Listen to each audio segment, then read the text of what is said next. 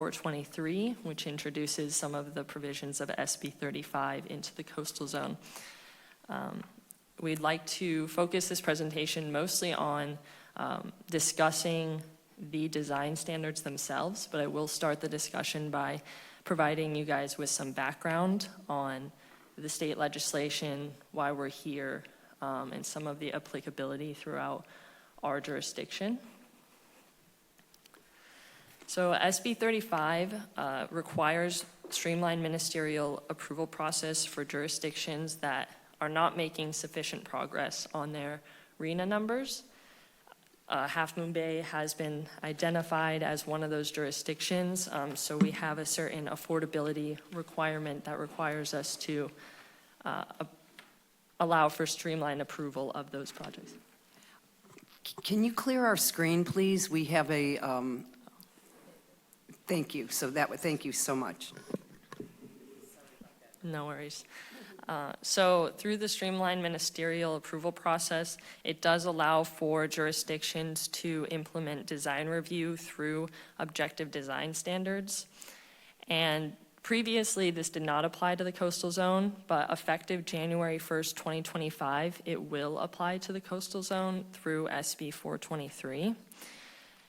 It is limited to certain site restrictions, which I will get more into in a later slide. But it does have applicability here, and it would be applying to projects with just a 10% affordability aspect. We have lost the screen again. Okay, thank you. No worries. Additionally, AB 2011 and SB 6 also allow for a streamlined ministerial approval process with a differing affordability component, so not the 10%. It has a few different ones, so I don't want to get too deep into it, as our main focus really is SB 423, but thought it was good to mention that could have, these design standards could have applicability under those provisions as well, and that applies within more commercial jurisdictions where it's been identified as an underutilized commercial site, and there's specific provisions to that within the legislation. But again, don't want to get deep into that at this time. So we're here today to continue to work on developing objective design standards for multifamily housing. Our goal is to develop some objective design standards that will align with Half Moon Bay's eclectic characteristics. We know that Half Moon Bay isn't necessarily defined by any one architectural style, and we want to try to find one that allows some flexibility while still aligning with Half Moon Bay's community. So objective design standards are a broad set of definable standards, so it can't be left up to any human interpretation. It needs to be consistently applied throughout by anyone's interpretation. There should really be no room for interpretation. So to qualify for ministerial review, a project would have to meet all of these objective design standards that we would be implementing. And if they were choosing not to, they would still apply for discretionary review, as we currently do.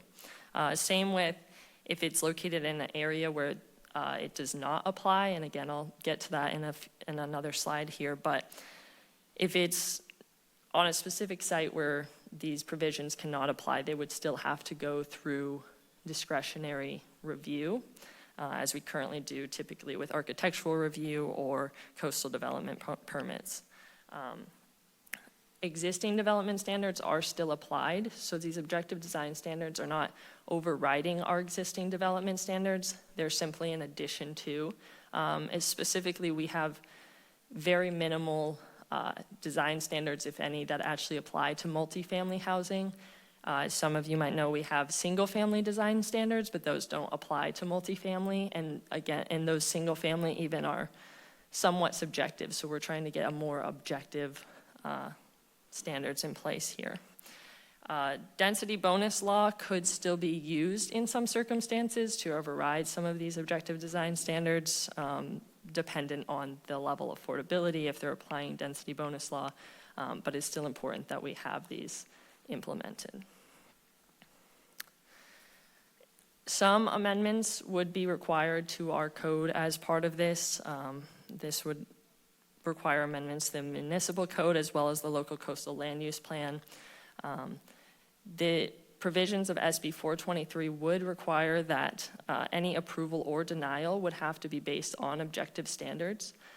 So we would need to have these objective design standards where we're looking more at the design, but also at a future, in future updates, would need to be updating more of our code to be objective within these, so that can also be applied.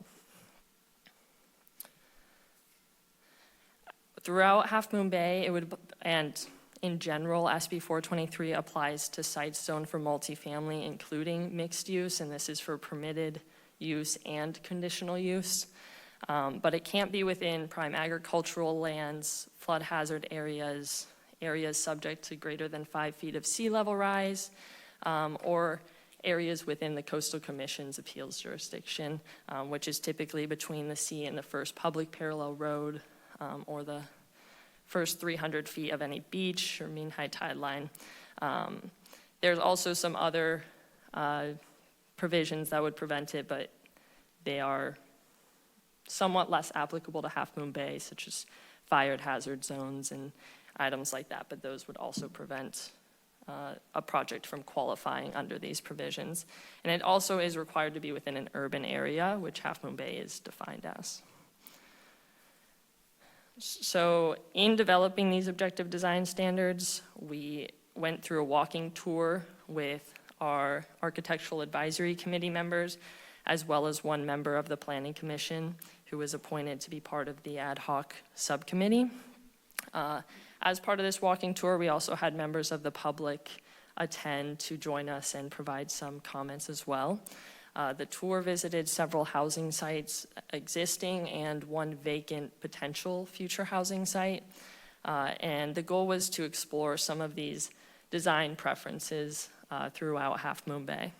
And then that was provided in some feedback on that was provided in the existing settings analysis, which is attachment 1 to your guys' staff report. Here are just a few of our existing multifamily sites that you can see. Many of these have aspects that are well liked about them, that are worth considering and continuing to think about what you might like to see included within the objective design standards as it relates to these architectural features, color, massing, all of that. Today we're going to focus the study session, as I mentioned, on the design standards themselves, not so much the legislation or the process that we are going through. We really want to work on getting feedback from both the Planning Commission and the Architectural Advisory Committee on different areas within the draft objective design standards that you have that you might like to see developed, incorporated. There's some specific blanks you might see that we'd like feedback on getting that filled in. So I just wanted to reiterate that because I'm going to end my portion of the presentation and allow our consultants to take over during the discussion to guide you guys through that discussion. But first wanted to open it up, conclude my portion of the presentation and allow for any clarifying questions on what I've gone over thus far, and then allow for public comment. I would like to, there will still be opportunity to ask questions on the design standards themselves throughout the discussion. So I'd encourage that clarifying questions might relate more to why we're here or the process that we're going through. Thank you for that very good presentation, Akoe. Before we go into clarifying questions, I want to open up the public hearing. Typically, that's the process we use before we go into clarifying questions. So at this point, I'm going to open it up to the public. Mike Ferreira. Good evening, Chair Gossett and Commissioners. I read this with interest, and apparently I'm getting the impression that what's being offered here as design standards is just look and feel stuff and not the more important things such as size, et cetera. And I am somewhat concerned about the need for speed here. In my little history of this town, speed has often had not so great results. And we have a good planning commission. I am pretty sure that they would look at things and from all the angles they need to be looked at. And I don't see the time here to do that. And I do not think that January 1st is a necessary deadline, because I'm not aware of any significant major projects coming at us that would need SB 423 or SB 35 or SB 9 or any of the other current legislative contraction of your ability to shape things. In particular, an elephant in the room remains the transit center issue, and whether in fact the downtown of Half Moon Bay is a major transit center, thereby facilitating ever larger development with less opportunity for action by the Planning Commission or the council. But I am not aware of any of those. There is one affordable housing project. It's 100%, not on Kelly Avenue, that maybe some of these issues would be important for. I'm also very concerned, not just for that. I really think that needs a thoughtful, long discussion, the major transit stop. I'm also kind of concerned about the process by which the city government deals with these waivered projects, because there's a whole lot more that happens other than sticks and hammers and nails. And what I don't see is how the city council, maybe not the planning commission, but the city council at least, to make sure that all is on the up and up. I'm not sure that the legislature was wide awake when it did these things. I had the misfortune to have two city managers when I was on the council that had to go away due to improper activities. But what I'm not aware of is anything that's being put in place to guard ban these decisions. We are right now going through a significant political change in the city. The results are not final yet, but they appear to be headed in a certain direction, and it appears likely there's going to be a change on the council. So the whole idea that the current council has to make these decisions before the new council gets in doesn't seem like the best of political science. There might even be changes in the Planning Commission or even the Architectural Review, who knows? So all of this in late term is problematic. And I'm just hopeful that the Planning Commission and the Art Review Committee is cognizant of those things as it deliberates on this issue. Thank you. Thank you, Mike. And with that, I don't see any more members of the public that wish to speak, so I'll close the public comment portion of this meeting and open it up to clarifying questions. And I would ask if one of the architects would like to start first in any particular order. I do have one clarifying question. Did I understand you to say that housing of this type can be built on ag zone land in the coastal zone? No, it cannot. Okay, that's what I thought.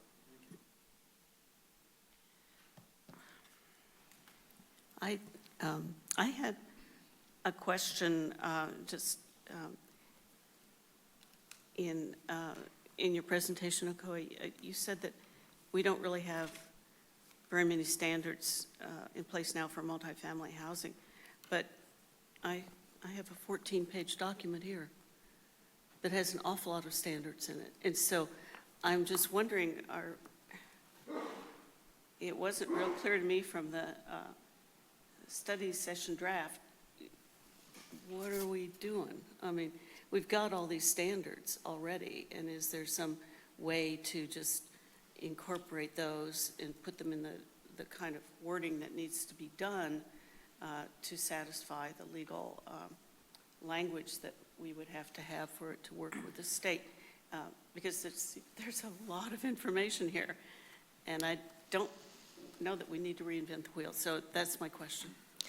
Yeah, so we have development standards in place for multifamily. That's a lot of what's within that existing setting analysis. But where we're really lacking is in objective design standards. So based on our existing code, essentially under these provisions, there's very little limiting someone from building a boxy building with minimal articulation under these, what we currently have, because we can only provide anything that's objective, and anything that is left up to interpretation or some form of discretion would not be able to be applied under the design review for these qualifying projects.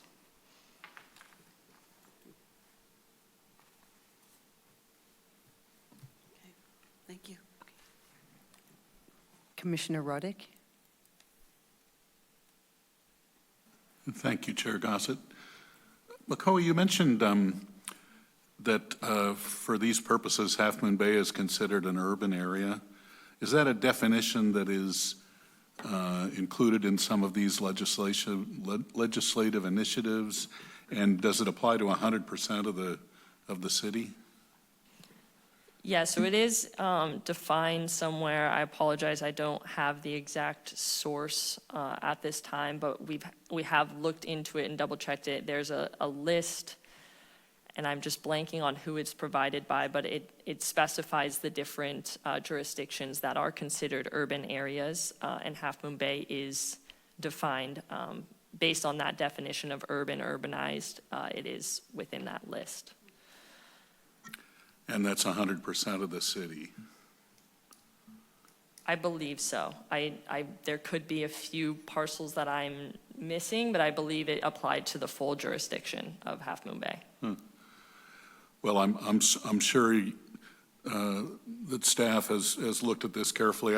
I'd be curious to see that reference to that definition at your convenience. Yeah, we'll work on seeing if we can get that for you during this meeting as well. Our attorneys might actually know as well. Thank you. Go ahead. Through the chair, yes. That, as Okoye explained it, that is a definition in state law, and I believe the reference there is Government Code Section 65913.4, subsection A2A, and it's the U.S. Census Bureau whose information determines whether or not a jurisdiction is urbanized or not.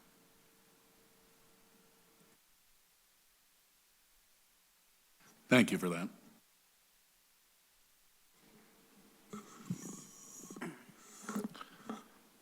Do you have a map of all the places in town where this type of development would be permitted?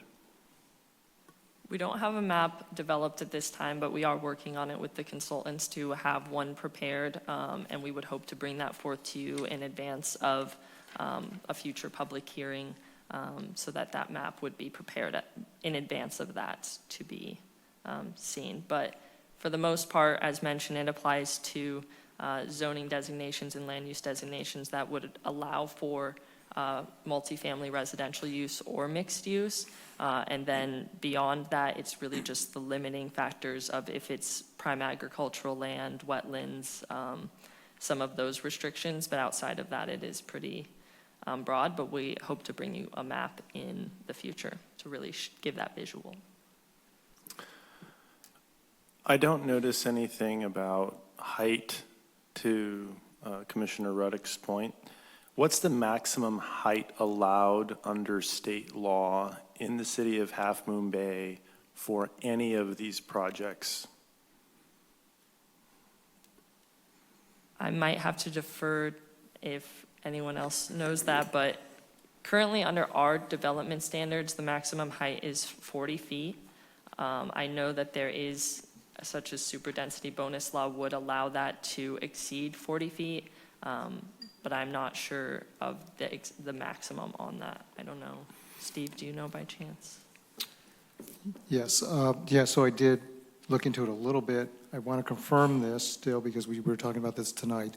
The 33 feet above the existing limits, so if it's 35 feet in the downtown area, 40 feet in other areas, additional 33 feet. We still would want to confirm that, but that's what we believe is the additional height through density bonus. So in the area that we're sitting in, the maximum allowable height is 50 feet. So that would make it 83 feet in this area? We were looking, actually, we were looking specifically what happens under density bonus, how high we can go, because these discussions have happened in the past, and that's what we tentatively have determined. I'm not sure, Coe, when we look at this legislation, if there was anything specific to this legislation outside of density bonus. Yeah, outside of density bonus under this legislation, it is just the existing development standards. And the 40 feet that I provided you would be specifically for the R3 zoning designation. So other zoning designations would have a different development standard that would be applying. So I don't want to overgeneralize because I know in like R2, which is also within these provisions, it's not 40 feet in R2. But I don't know what it is there. But I just want to be clear that that's not a blanket statement either. It's varying based on the zoning designation. So yeah, under this, if they don't employ density bonus, the zoning maximum heights are the maximum heights, and those are something objective that everybody understands and can interpret clearly. What's the minimum amount of affordable housing that would allow for a project to qualify for density bonus law and super density bonus law? I believe for super density bonus law, it's 100%. But other density bonus law, I believe you have a different number of concessions or waivers based on the amount of affordability that you're including. In this case, under SB 423, you only need a 10% affordability to qualify for the streamlined ministerial review, but that does not necessarily mean that they have enough affordability to be applying provisions of density law. There would be two separate provisions that they would need to be meeting the different standards of. So 10% is what I think qualifies for density bonus law. I don't know what the super density bonus law requirement is. But regardless of what the new legislation does, it does act in conjunction with super density bonus law and density bonus law, correct?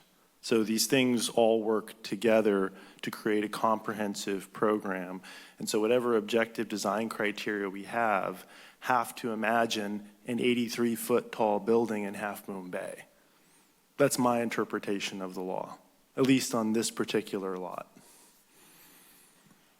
I would say that, and not going against your interpretation, but I do think we look at that they can be included together, but they are separate state legislation, so one does not necessarily mean the other is going to happen or going to be applied. They are two separate provisions that require separate qualifications, and I believe there are circumstances where this could all apply and they could work together. So having more of these objective design standards within, if they were then applying density bonus law, you could use, or it would, in a sense, be helpful to have these objective design standards. There's more for somebody applying density bonus law to then have to choose from of what they want to use a concession or a waiver on. And that was a very diplomatically put with respect to my interpretation, because it may not be 83 feet tall, but it's an extreme, because when I look at these objective design criteria, and maybe I missed it, but is there anything in here that indicates a trigger of when these objective design criteria can be overridden and ignored because of superdensity bonus law? And are there situations in which those objective criteria will be ignored? From my understanding, certain ones, if you were applying density bonus law, they could pick and choose from the various objective design standards. Whether or not they choose height, parking, maybe it's just articulation, they can choose from any variety of that, but there is a limited number that they could be applying. So they couldn't completely override all of the provisions that we're looking to, or the standards we're looking to implement. So Santa Barbara is very special, but I understand they have objective design criteria that imagine all of the scenarios under current legislation, but they're not an eclectic community like ours. Are there any communities in the coastal zone or that have a portion of their development in the coastal zone that have more mature objective design criteria than what we see before us that, provide some guardrails effectively and have things that aren't going to be ignored by superdensity bonus law or density bonus law? We'll have to look more into that as we continue to go through the process, and I think we'd be happy to look into that and verify. From my understanding, there are some jurisdictions that do have objective design standards in the coastal zone in place, but some of these, not necessarily all of these jurisdictions are wholly within the coastal zone. Additionally, there's some examples of jurisdictions where they've begun to update their land use plan policies to include more objective provisions, but I haven't seen one go fully through the Coastal Commission yet, specifically relating to SB 423, but we will definitely look into that and then look to those jurisdictions, and we're continuing to also meet with the Coastal Commission and collaborate with them on this as well, so we'll try to get an update from them if there's anyone that we could look to as well. Great. I have one last question, which is, what's the process after this? Is this going to come back to a joint session? Is the expectation that this is going to go straight to City Council? Can you help us understand what happens after this? Yes, and I'm kind of glad you asked because my slides got a little bit out of order.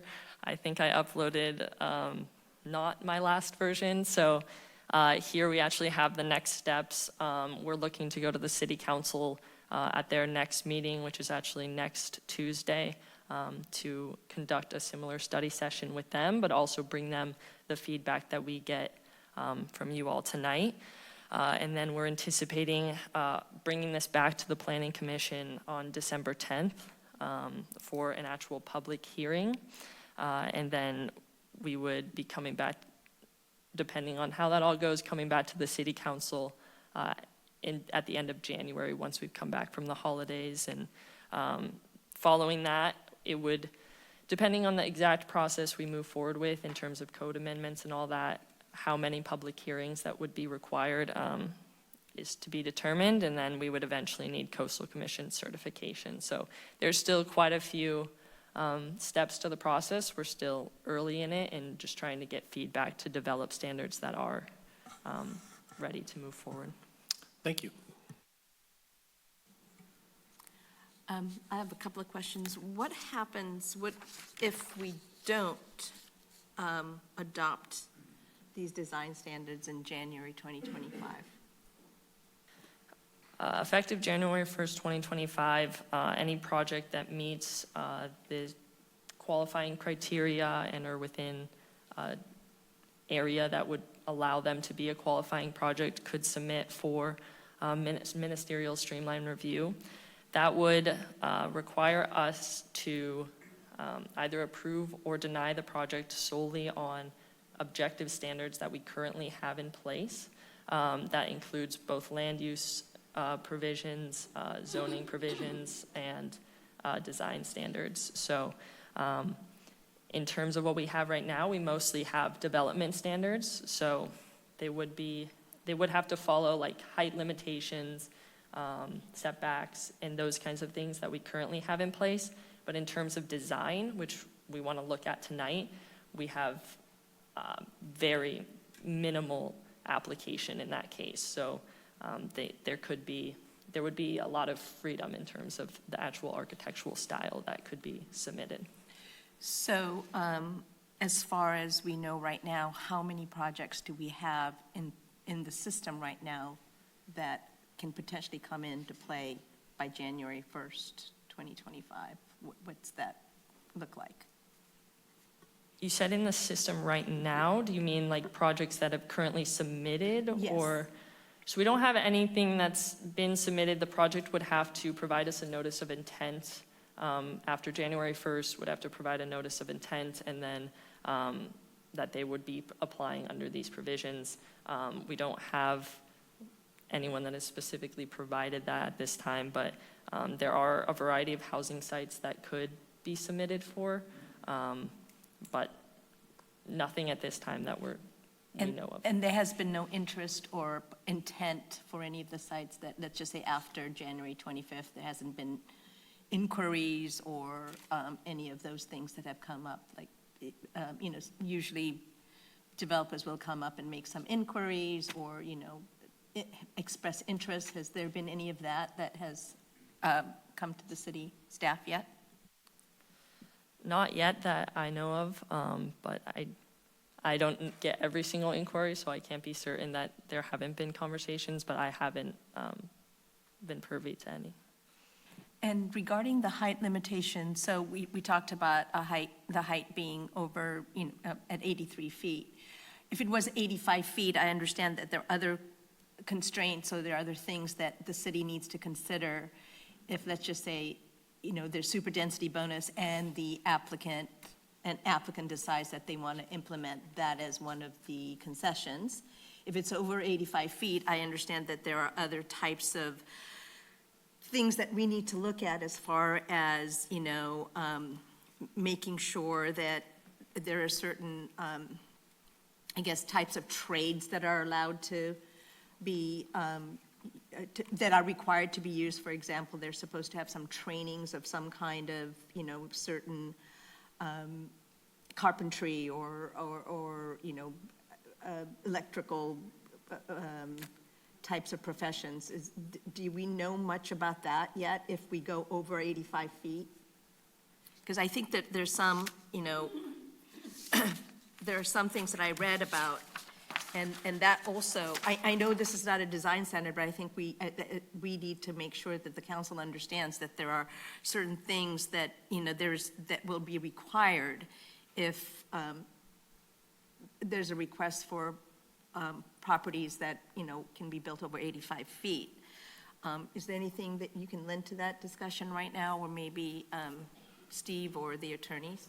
I can add that SB 423 does in fact have that provision in there for labor and wage requirements. Without going into the details of it, it's exactly what you're referring to, not necessarily tied to extending the height, but actually being a qualifying project. I would think that would, in our discussions or, trying to recommend something to the city council, I think it's very important that the city council understands these other requirements other than just the design standards. We can add that to, like the slide presentation, we can certainly add that in, yeah.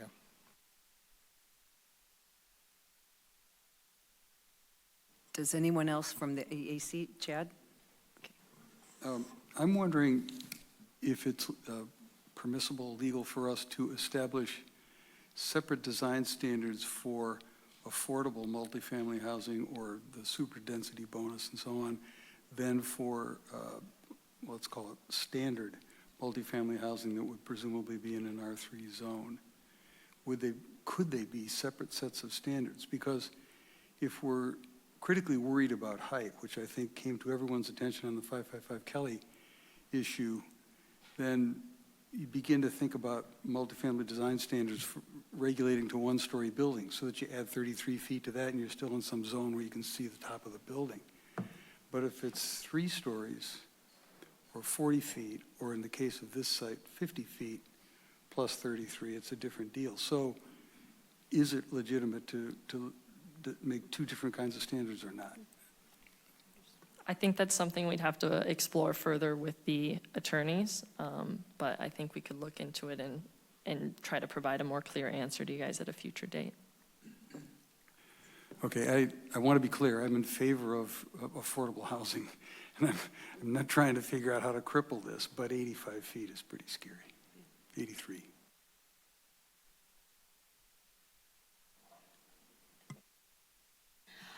If I could add to the previous request that I had about, requiring the skilled and trained workforce for anything above a certain height, I think there's another thing that I wanted to point out as well. It requires also projects with 50 or more dwelling units and using construction craft employees to meet apprenticeship programs and requirements and provide healthcare expenditures for each employee as specified. So a lot of this would have to be part of the understanding for developers that come in, and again, that's an important aspect I think that we would have to at least let the council know. It's already in regulation, but I think it's important to bring that up as well, because that was one of the things I kind of wanted to ask for in the 555 Kelly project as well, and I didn't receive positive feedback on that. Yeah, it's a good point, and the reason we didn't list all these because it's pretty extensive, so we gave you the links, but what we're hearing is you'd like us to call attention to those details at the council level, and we certainly can do that.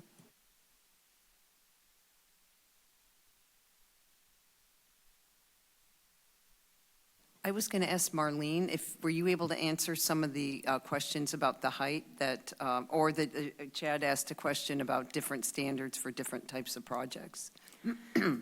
Thank you. I would need to look into those questions more. Okay, but I'll take note of them. Thank you. Okay, thank you.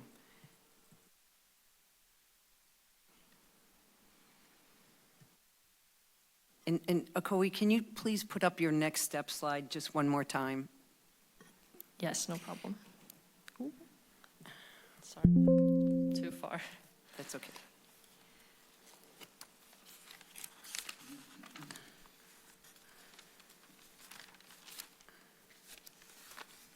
So I guess I just wanted to make sure I do understand that we are going to have, after you have a study session with the council, it will come back to us for a public hearing on the agenda where we could put more work into this, and then before it goes back to the city council public hearing in January. Correct, yeah, Okay. we're not asking for any sort of action tonight, just discussion, and then we would be coming back and we would actually be asking for action from the planning commission at a future public hearing. Okay, thank you.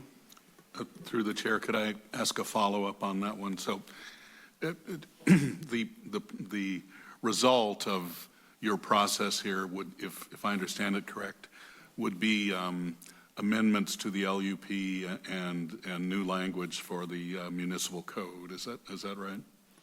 So initially, we'd like to develop these objective design standards, and we are still looking into if we would like to codify those as a reference to our code, so as a standalone document that is referenced through our municipal code and land use plan, or if we would be codifying it within the municipal code and land use plan.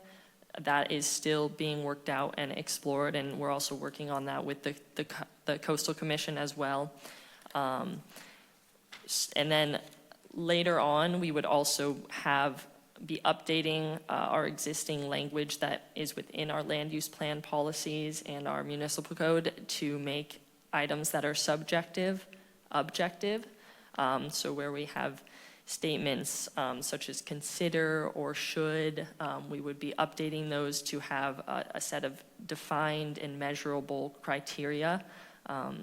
That's not necessarily within this first phase. We're also still working through that, but that would be coming, and that would have more amendments to the land use plan and the municipal code. But right now, we really want to focus on the design aspect and getting those design standards established and codifying that within the first phase.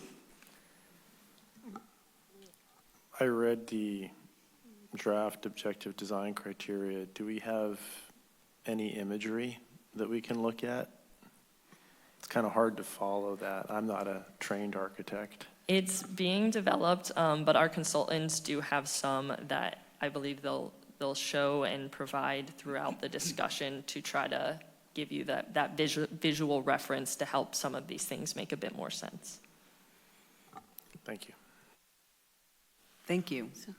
So through, If I could ask a little bit more about AB 2011 and SB 6. I understand that these are for commercially zoned sites, and that SB 6, if a developer wants to develop in a commercially zoned site, and our LUP is not consistent with that zoning, they do not have to come back for rezoning. Is that correct? We need to do a little more research on AB 2011 and SB 6 to verify exactly when that is going to be applicable here, as it is, like you said, a bit more nuanced. So we need to do our research on that, and we will, and bring that back to you at that public hearing, or try to follow up with you so that we can make that more clear. And also, if we, in AB 2011, talks about the by right. So if we could have some explanation or some kind of understanding of what that truly means with regards to these commercially zoned sites, that would also be helpful at one point. Thanks. Sounds good. Thank you. through the chair, I had just one more question. I want to be sure I understand that if a project qualifies to go through this process using the objective design standards, does that mean that it will not have to go to AAC? It will not have to go to Planning Commission? There won't be any design review whatsoever of it? And that it's all going to be based on these standards? And who checks that against the standards? Staff? Or that's what happens, so there's no design review? I just want to be sure that everyone understands that,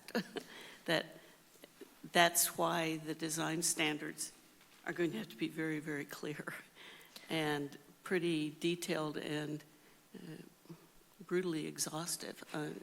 It's really amazing to me, so thank you.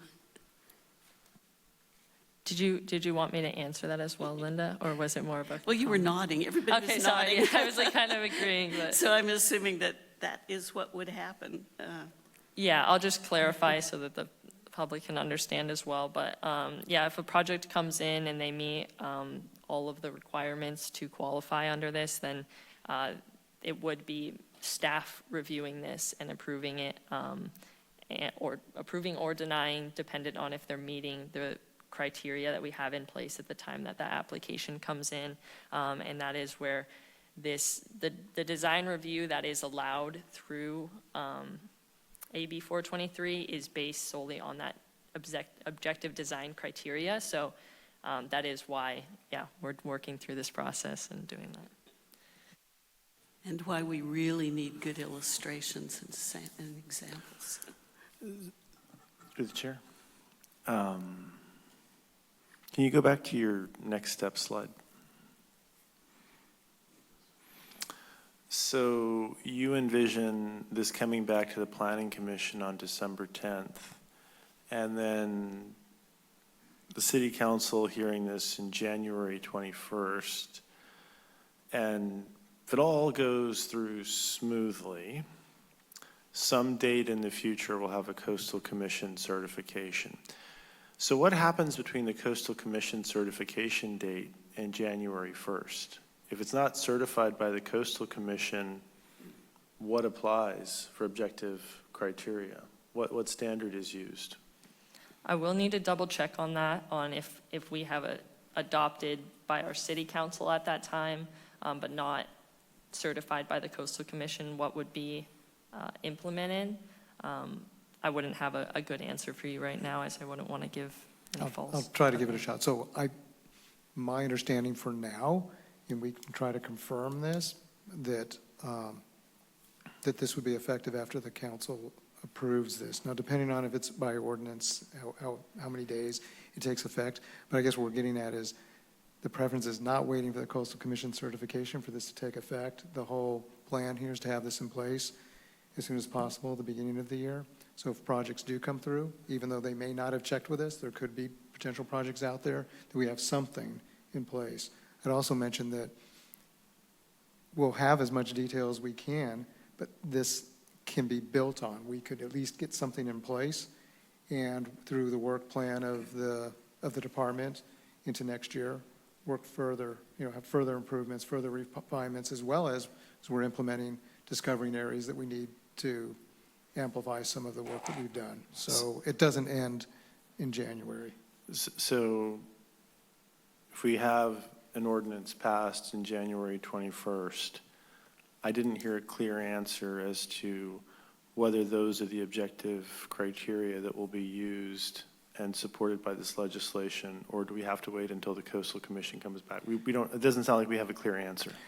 I don't have a definitive answer, but for tonight, I would say that we will not be waiting for Coastal Commission certification to implement the objective design standards.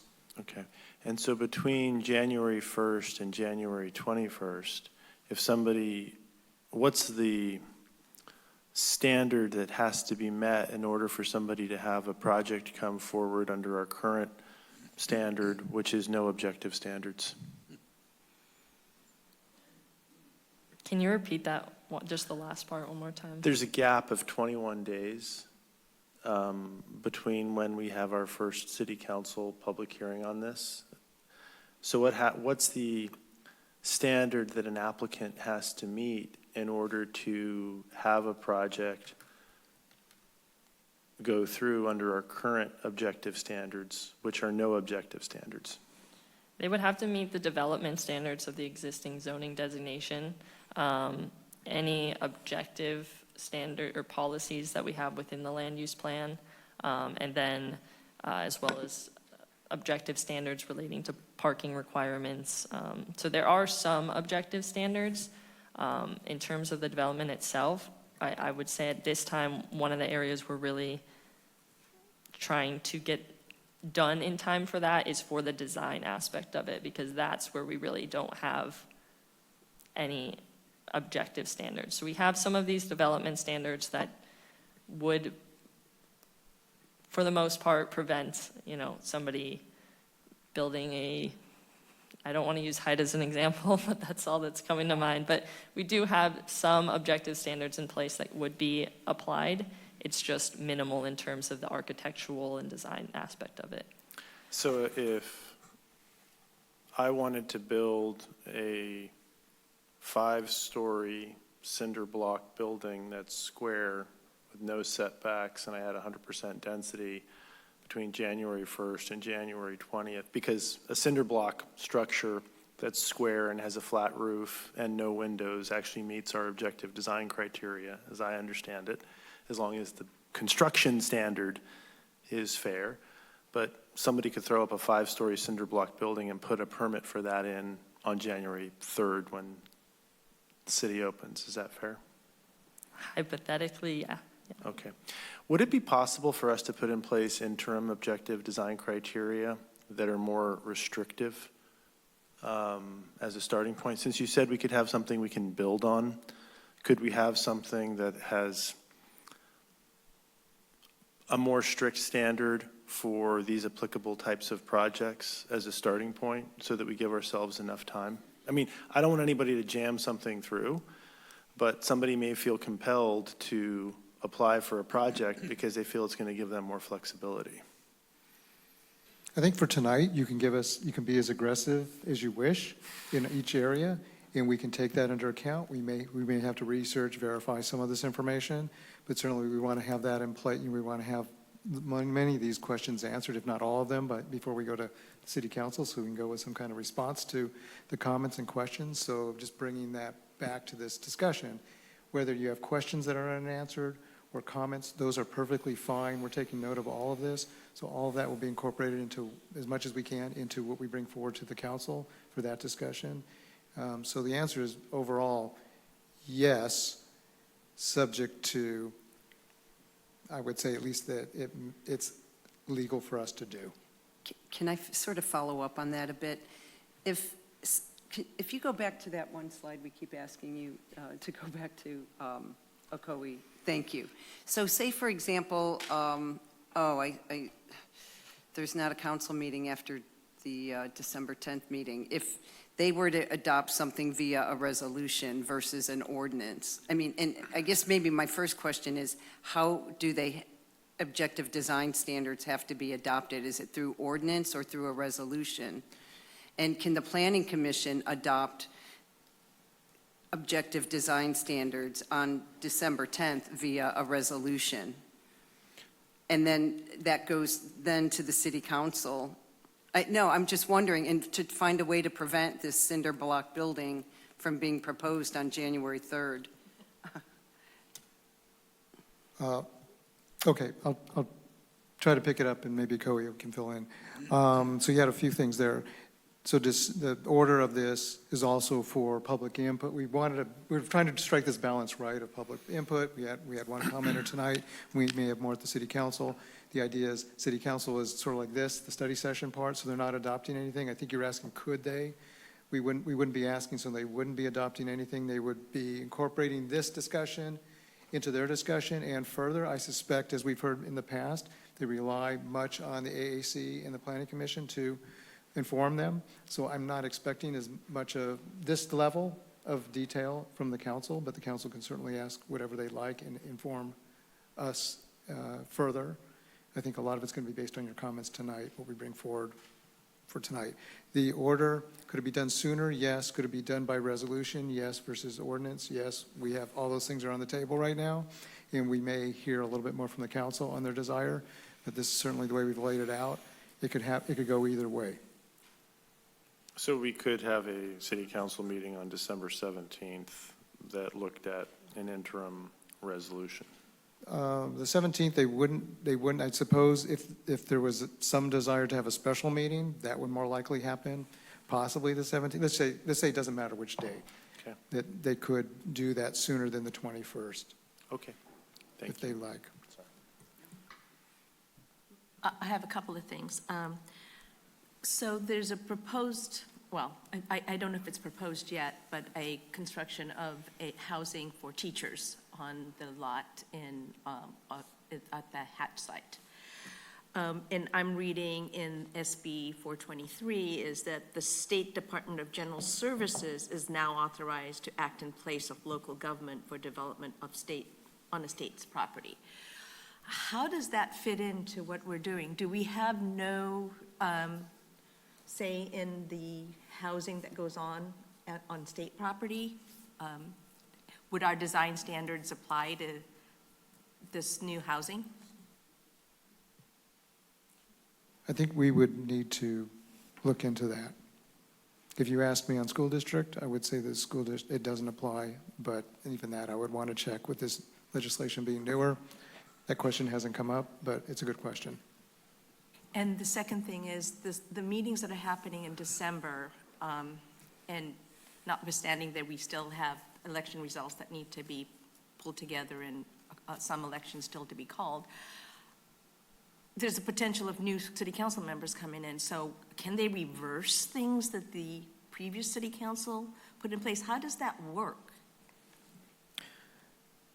They're in charge when sworn in, so that's how it works. They could do as they please, and we're all serving at the pleasure of the council when it comes to these standards. Thank you.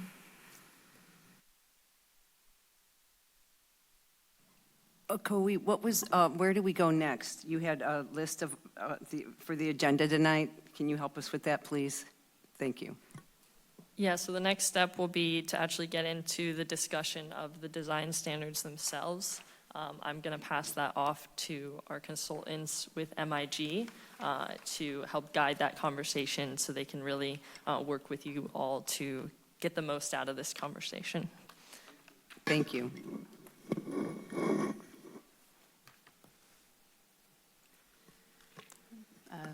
Thank you, Chair, and members of the Planning Commission, members of the AAC. It's nice to see you again. My name is Dana Ayers. I am a planner. I work with MIG. We are the consulting firm that you've already met before, who has been selected to help the city to develop objective design standards. I'm a planner. I am joined virtually by Mukul Malhotra, who is online and is a principal with MIG who is extremely experienced in developing objective design standards for other jurisdictions in California. To give a little bit of background on where we are and in this process and what we are asking of both of you, both groups this evening, is we have as you've seen, a very preliminary list of objective design standards. And the purpose of tonight's meeting is to get your feedback on these standards. And I recognize that, yes, they are missing graphics. They will have graphics in their final version. But before we finalize the standards, we wanted to have a check-in session with both the committee and the Planning Commission to make sure we're on the right track.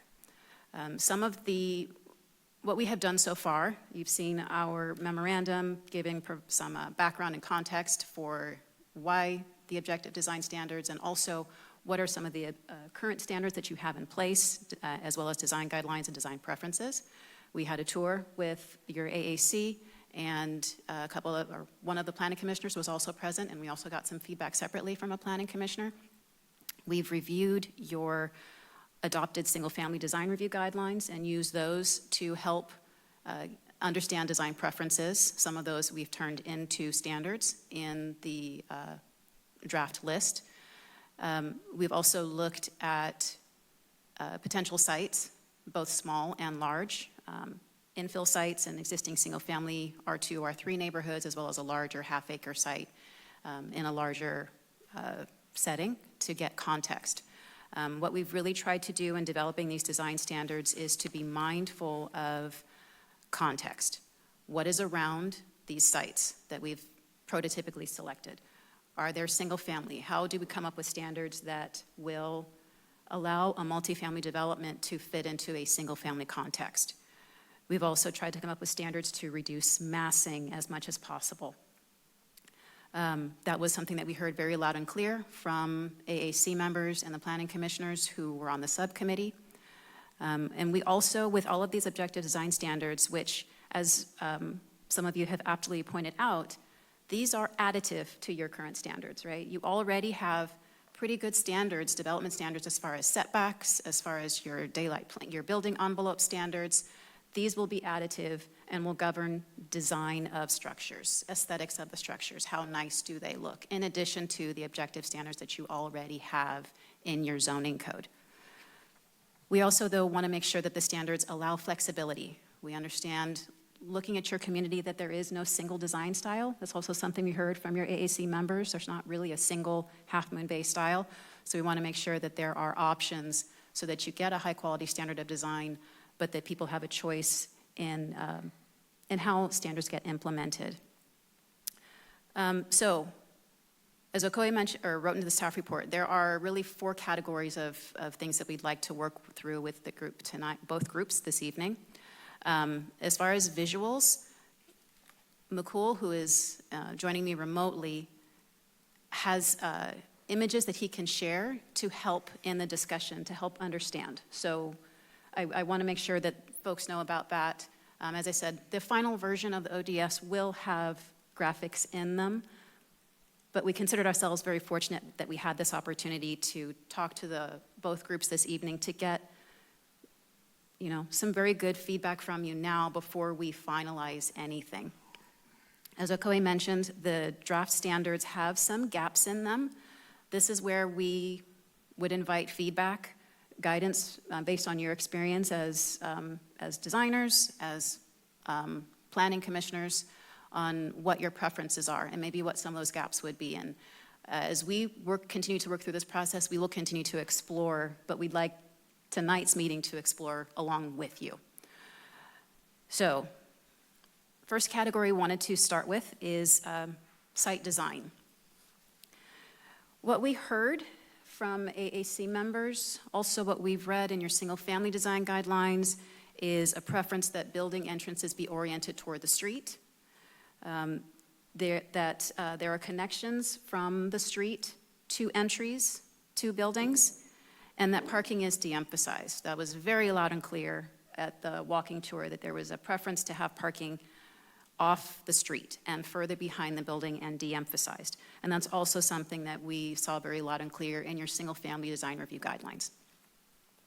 So, to try to frame this discussion, I'd like to go through each category one by one. So let's start with site design. This is on pages 1 and 2 of your draft standards.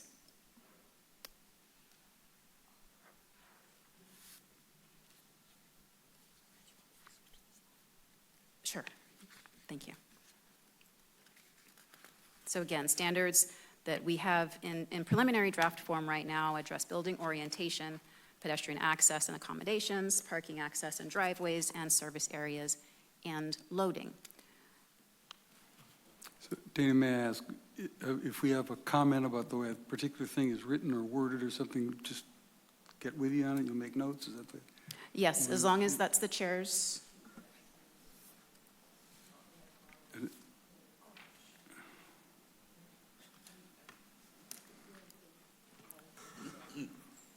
Should we do this as a free-for-all or as we go along? Free-for-all.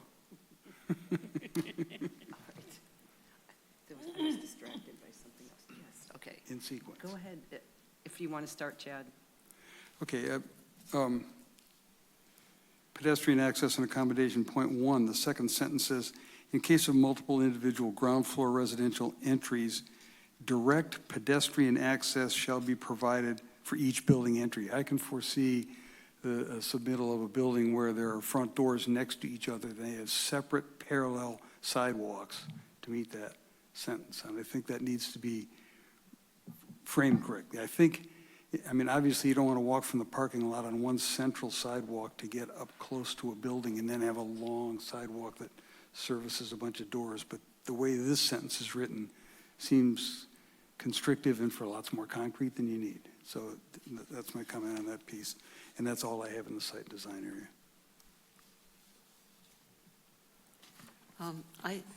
I had just sort of a general, maybe at the beginning, beyond even just site planning and design, there were several things that I looked at in here that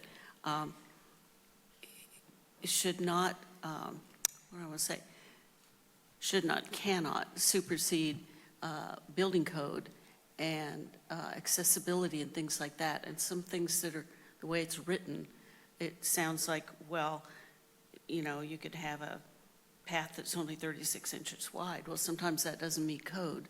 So I think that whatever, there might be some general statement that needs to be said at the beginning of these standards, saying that standards do not supersede code, and that building code must be adhered to. That's a given. Yeah. So we need to be a little, I think, just need to be a little careful of that. I would assume that any developer and their design team would know that, but who knows? when no one's going to be reviewing any of this, which is stunning, but okay, I won't go there.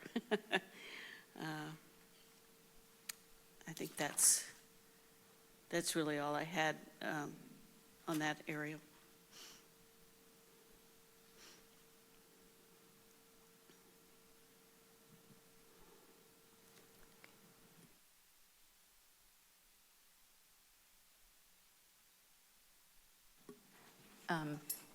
Should we move on to the next category, or were there other comments? On pedestrian access and accommodations, we have a nasty habit of building sidewalks and paths that are not clear. So we put signs, trees, benches in the middle of them, so doesn't really apply to the 36 inches wide, but I think we need to have clear, unobstructed paths into the main entrances. And 36 inches seems scant for a significant building. It seems like you need to have something that's at least 72 inches wide. But I don't know, you guys are, it needs to be wider as a standard. 36 doesn't seem appropriate for a larger building.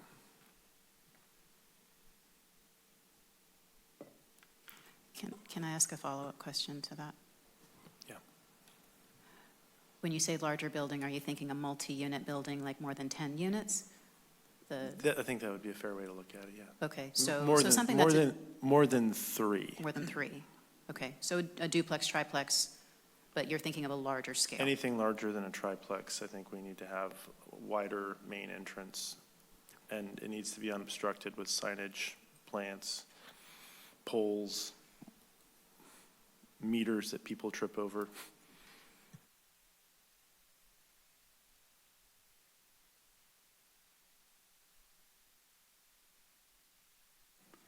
Rick, I do think that a key word in that sentence is minimum.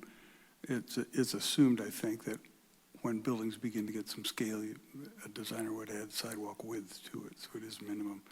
And that's so you don't wind up with a 20-inch sidewalk to somebody's front door. We can't go below 36 inches, but I mean, since we're not going to have an opportunity to review this, we need to set a standard, I think, that is applicable for something that's larger than a triplex. And I don't know if it should be 72 inches. It just seems like the scale of a building that big, you need to have a larger sidewalk, so we should have something. And I put 72 as a placeholder. But I think I understand the point is appropriately scaled for the size of the building.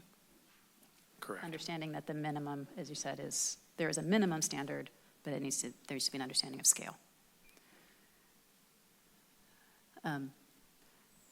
Chair, would you like to move on to the next category, or I don't know if there were other comments? Sure, yes, please. Okay. Can I advance your slide? Okay, thanks. Okay, so the next category.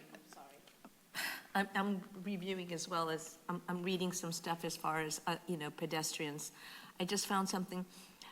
So would pedestrians, I'm looking at something that says in one of another city's pedestrian walkways, it says discouraging pedestrians from having to cross any landscaped areas to reach building entrances. Is that something that we can add on here, or, so that they're not walking, so there's designated areas from the parking lot where they park to a walkway to their entrances?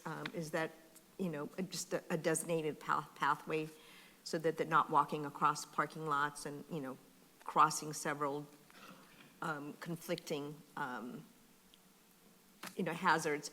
For example, this site that it has a proposed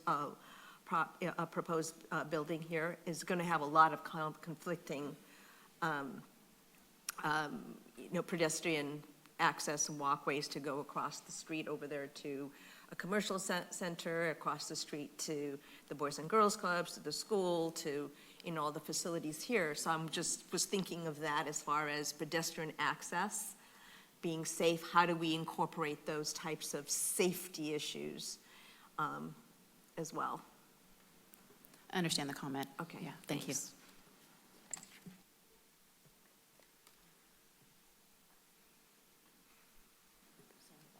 No, that's okay. Okay, so we'll move on to the next category, which is architecture and building standards. For the architecture and building standards, again. Oh, wait a second. I thought we just were at 3B, pedestrian access and accommodations. So we have parking, access, and driveways. We haven't talked about that, and service areas and loading. I did have a comment about parking, access, and driveways. to me, there's sort of a two-part rule, there's a two-part rule here. One is if parking is required, and if parking is waived with density bonus law, which is a 10% affordable housing, and you're within whatever, half a mile of a major transit stop, you can waive all parking for the, or most parking for the project. So I think we need to have a standard for bicycle parking and access that's more clearly defined. We need to have, even if parking isn't, even if parking's not allowed, we should have a handicapped loading area equivalent to the number of handicap parking spaces that would otherwise be required. I think that needs to be there because you're pushing handicap parking out into the public domain. And any EV chargers, we can't put any more low performing chargers in, especially for a project like this. You have to have whatever the power standard is. There's a higher power standard for EV chargers, and that needs to be in these types of projects. Because the ones we've put in place in the last 8 years, you know, it takes you 24 hours to charge a normal vehicle. It's inappropriate. So any EV charging has to be up to the standard, whatever the power standard is. I'm not proficient in these. I just know that when I charge it at home, it takes me 4 hours, and when I try to charge it on a city street, it would take me 24 hours.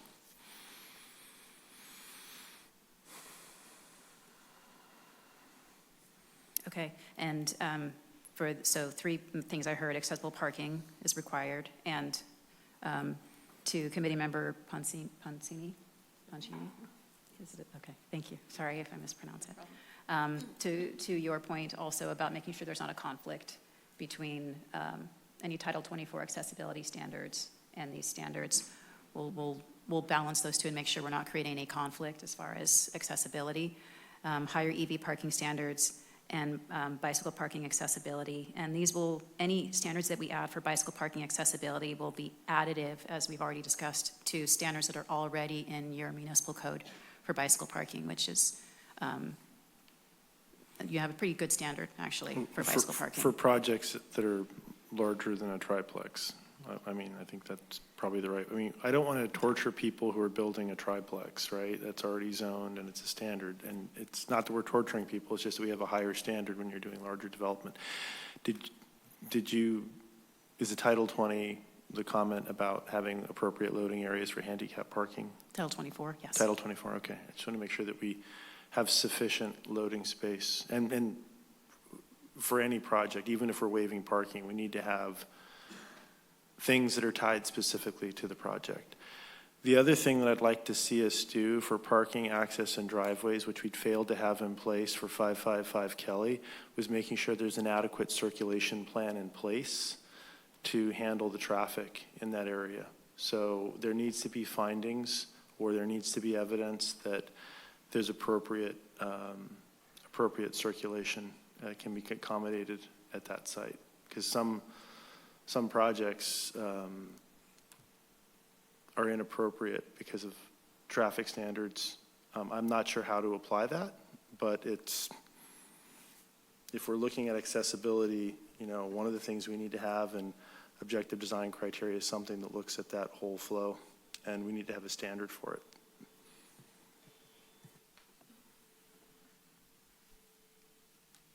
And to dovetail on that, you know, one of the things that came up for the 555 Kelly was the accessibility to the, you know, shopping centers.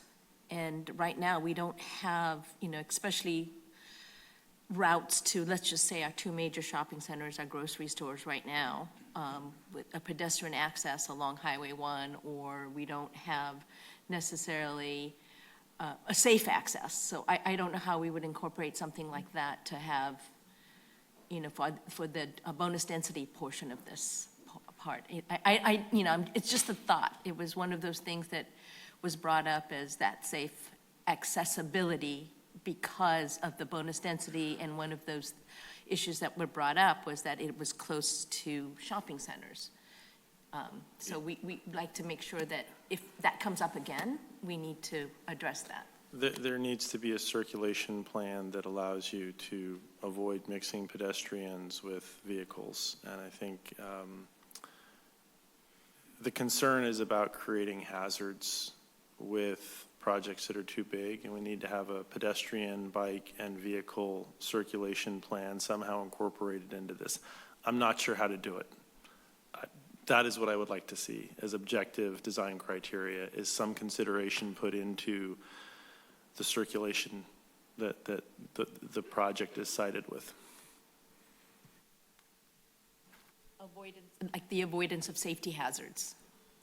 You can't make it perfect, but it needs to be part of the objective design criteria. There has to be, I'm sure there's a standard in the traffic engineering handbook someplace.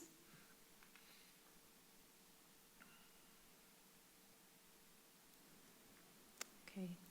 Chair, are there any other comments? And just, I'm sorry I created some confusion earlier.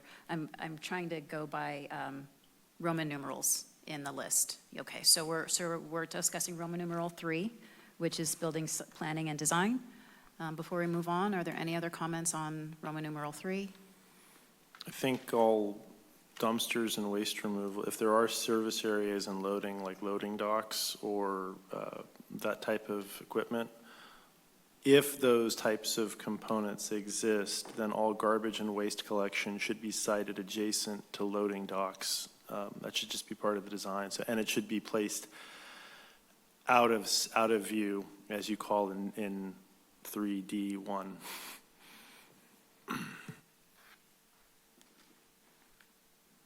Thank you. Any other comments on section 3? Okay, so now we will move on. Okay, to section 4, which is architecture and building standards. And some context for this, again, we looked at your existing design guidelines for single-family homes. There was a lot of emphasis there on building articulation, breaking mass again. We also heard from the Architectural Advisory Committee that there was a preference against long, flat expanses of flat roofs. So the design standards that we've proposed in the preliminary list here provides a menu of options for articulating a building, for breaking up massing into smaller vertical chunks so that it's less overwhelming. Roof treatments and variation in roof treatments, allowing different standards for roof treatments, but prohibiting mansard roofs because it was very loud and clear that people did not like there's a single building downtown that will remain nameless that people were not a fan of. Treatment of windows and doors, and yeah, I think people know what that is. Treatment of windows and doors with awnings, window trim, ornamental shutters, things like that. We did not hear a strong preference toward a certain palette of colors, but we did want to suggest a standard that requires a certain number of colors so that you're not getting a monotone building. And again, de-emphasizing parking, putting garages toward the back. And the standards for architecture and building also include standards for commercial ground floor for mixed-use structures. Were there any comments that on section 4? Could we break these into, like, let's start with A, Sure. then B, then C. I saw the biggest reaction from my colleagues to color, so maybe we start with color.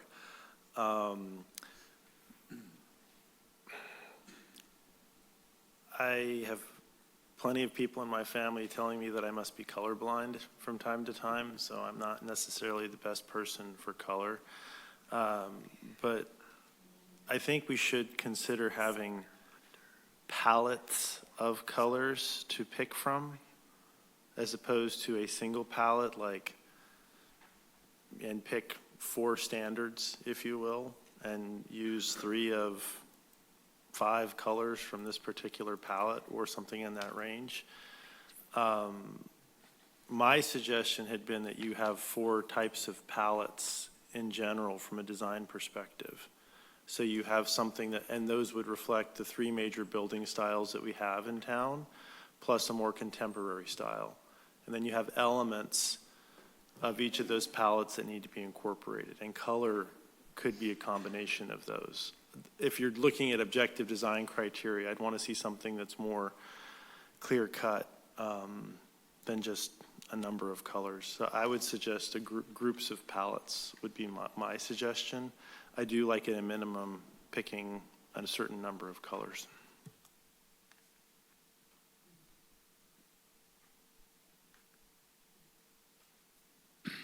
I'd like to speak to that.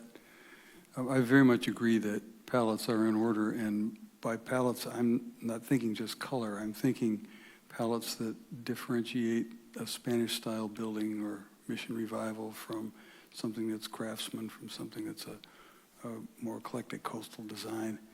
And obviously, some of those, I mean, you wouldn't put a powder blue on a Spanish-style building, so specifying colors at this point is inappropriate unless we specify palettes. And specify isn't even the word there. I think for designers who will approach this set of standards, they need to be able to choose, first of all, what general style of building they would like to render, and then be able to go into the details that our design standards show, saying you've got to have some cornices and a frieze and brackets on a certain style of building, or some sort of soffit on something, rather than just this punch list that's here feels so objective to me. It's like let's sit here and discuss tonight how we're gonna make music, but there'll be no music, there'll be no notes, and we'll not read music to do it. We'll just talk about what music might be, and that's the way this set of standards feels to me. How much should a cornice stick out? Or I mean that to me actually is a conflict in terms, but that's the way it's written here. But if you're going to have overhangs or brackets or eaves or something like that, they will change from one palette of a building to another. And I think we need to see palettes, and I think that comes with drawings or sketches. I've long since thought that it was inappropriate to go out and reinvent the wheel on everything. So I spent a couple of days cruising around over on the peninsula taking pictures of multifamily buildings, and there is a huge variety. Some of it is atrocious. Some of it is really quite good. And there are elements that can be drawn from each. But when I submitted all those photographs to the city, I was kind of encouraged in the direction of, first of all, you can't send them to the other committee members because it's a violation of the Brown Act. And then secondly, the problem that, gee, you can't say you like this and you don't like that because it'll insult somebody's work. So here we are back to words trying to describe architecture. And architecture's been done for thousands of years. So we need to get some images. Now, you said that someone who's online somewhere here has a number of images. Perhaps if we're going to work our way through this, we could start with that. You know, I don't know how other people in this group feel, but do you know what's a bracket, what's a cornice, what's an eave, what's a frieze, what's a fascia? Because if those are not terms that are commonly used with the group, I don't know how we have this conversation unless we have some drawings or photographs. This may be a good time then for McCool to be promoted. Thanks, Dana. I apologize. It's a little difficult to hear everyone. So I would request if folks could speak up just a little bit. But did I hear you all correctly that you want to see some of the images? Yes.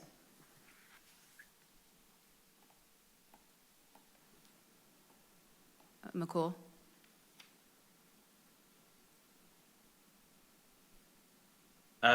Shall I share my screen? Yes, please. So I'm not sure how much you've been able to catch up the discussion so far, but we're discussing building articulation and building design standards, and there have been some questions about architectural style and color selections. And the concern has been that the standards that are in the list are difficult to visualize. Okay. So what this slide deck is showing is more of an approach. Like Dana mentioned, we have been looking at different prototypical sites where the objective design standards could apply. We looked at first the existing fabric, existing building, the urban fabric, but also the built fabric, the grain of the buildings, how they were interacting with the streets, their street presence, good, bad, ugly, the feedback that we got from the walking tour. And we started to design some of this just to incorporate not just the development standards, but also some of the things that Dana is sharing. So this is, for example, one of the smaller parcels. When we looked at some of the parcels in the R2 and the R3 zones, they were more prototypically 55 feet by, say, 135 feet deep. So this is beginning to ugly. Out, hey, what if the feedback that we got from the walking play on a site, and some of the thoughts that we have been talking about, putting the parking in the back, making sure there's a nice street presence, could be a porch, could be some other element which makes a connection to the street, but there's also a very clear pedestrian connection from, say, the sidewalk to the street, into the building, for example. Excuse and me. There could be different elements. Excuse me one moment, please. We are having a technical difficulty in-house. Sorry. No worries.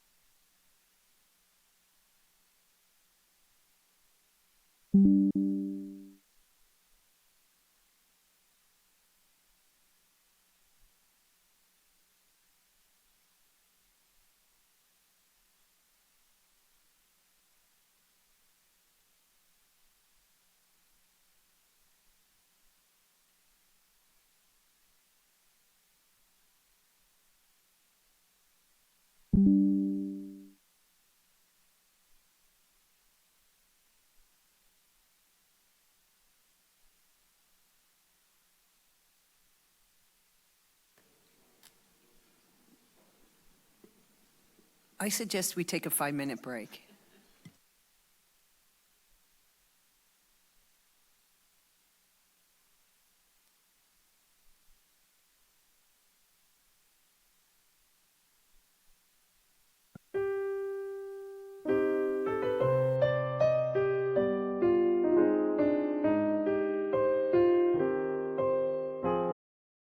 So what I was basically sharing was one of the things that Dana mentioned earlier, that we were looking at different prototypical sites, this being a smaller site where it's about 55 feet wide, 135 feet deep, maybe in the R2, R3 district areas. The site layout, making sure that the building has a good street presence, it talks to the street, it has direct connections from the sidewalk for the pedestrians, the parking is more behind, and the overall articulation, the building articulation is sensitive so that it engages the eye as people experience the public right of way while still maintaining the desirable human scale that is part of the character of Half Moon Bay. And we started to then also look at once we create these diagrams, we then start to see how we are developing in the design standards, how the side setbacks would look like, purely from a design perspective, not from a development standard perspective, the articulation of different elements, be it the garage, if it is in the front, the roof, the overall roof form, and then the changes in the building plane, for example, something that we heard during the walking tour, so that there is enough change, be it in the building plane, in the materiality, in the colors that we are hearing from the commissioners. That all is then developed and incorporated in the development standards. And these are just exercises that we do to make sure that it allows the flexibility while still maintaining a context sensitivity. And then as we will move forward, I think we briefly talked about landscaping and making sure we have not just the right palette, but also making sure it is context sensitive and helping minimize the overall massing of the building itself. We were also then looking at the second prototypical area, which is a little bit bigger, maybe in a CD district where the site is about half an acre.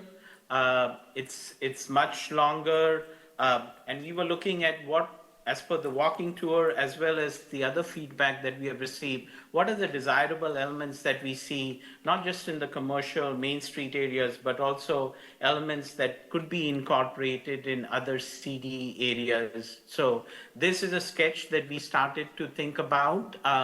For the other prototypical lot, it's also about 135 feet deep, but it is much wider than the smaller site. This is about half an acre, and it does allow for some commercial to happen on the ground floor while still allowing for residential development in the back or along the side, especially if the street, for example, transitions to adjoining townhomes or more multifamily development. But even in this case, what we saw, it was that it's important for the buildings to address the street, maintain the character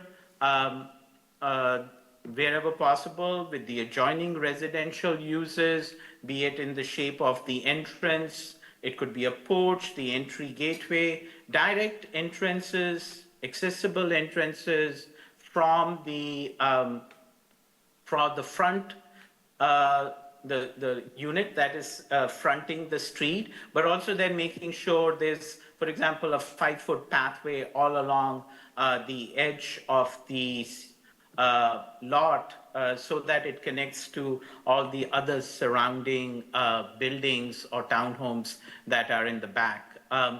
There were some thoughts you all already started to think about. This is just an example where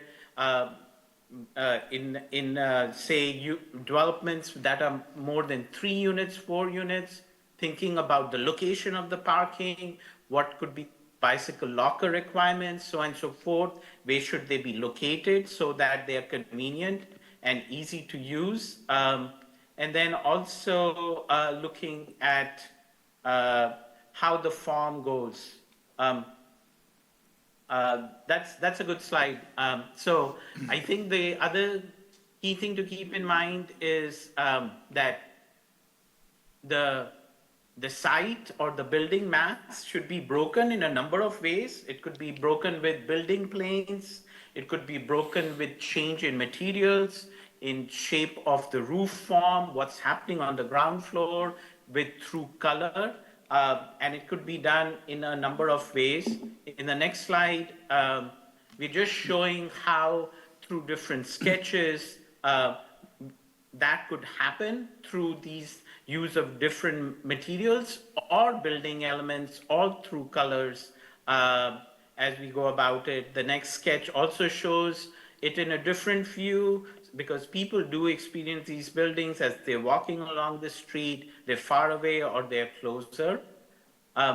This is just an example for you all to see if we were to go maybe for the maximum development, go up to 40 feet height, you can still make sure that the overall mass of the building is being broken down. For example, going to the next slide, it will make sure that every 40 feet there is a change in wall plane.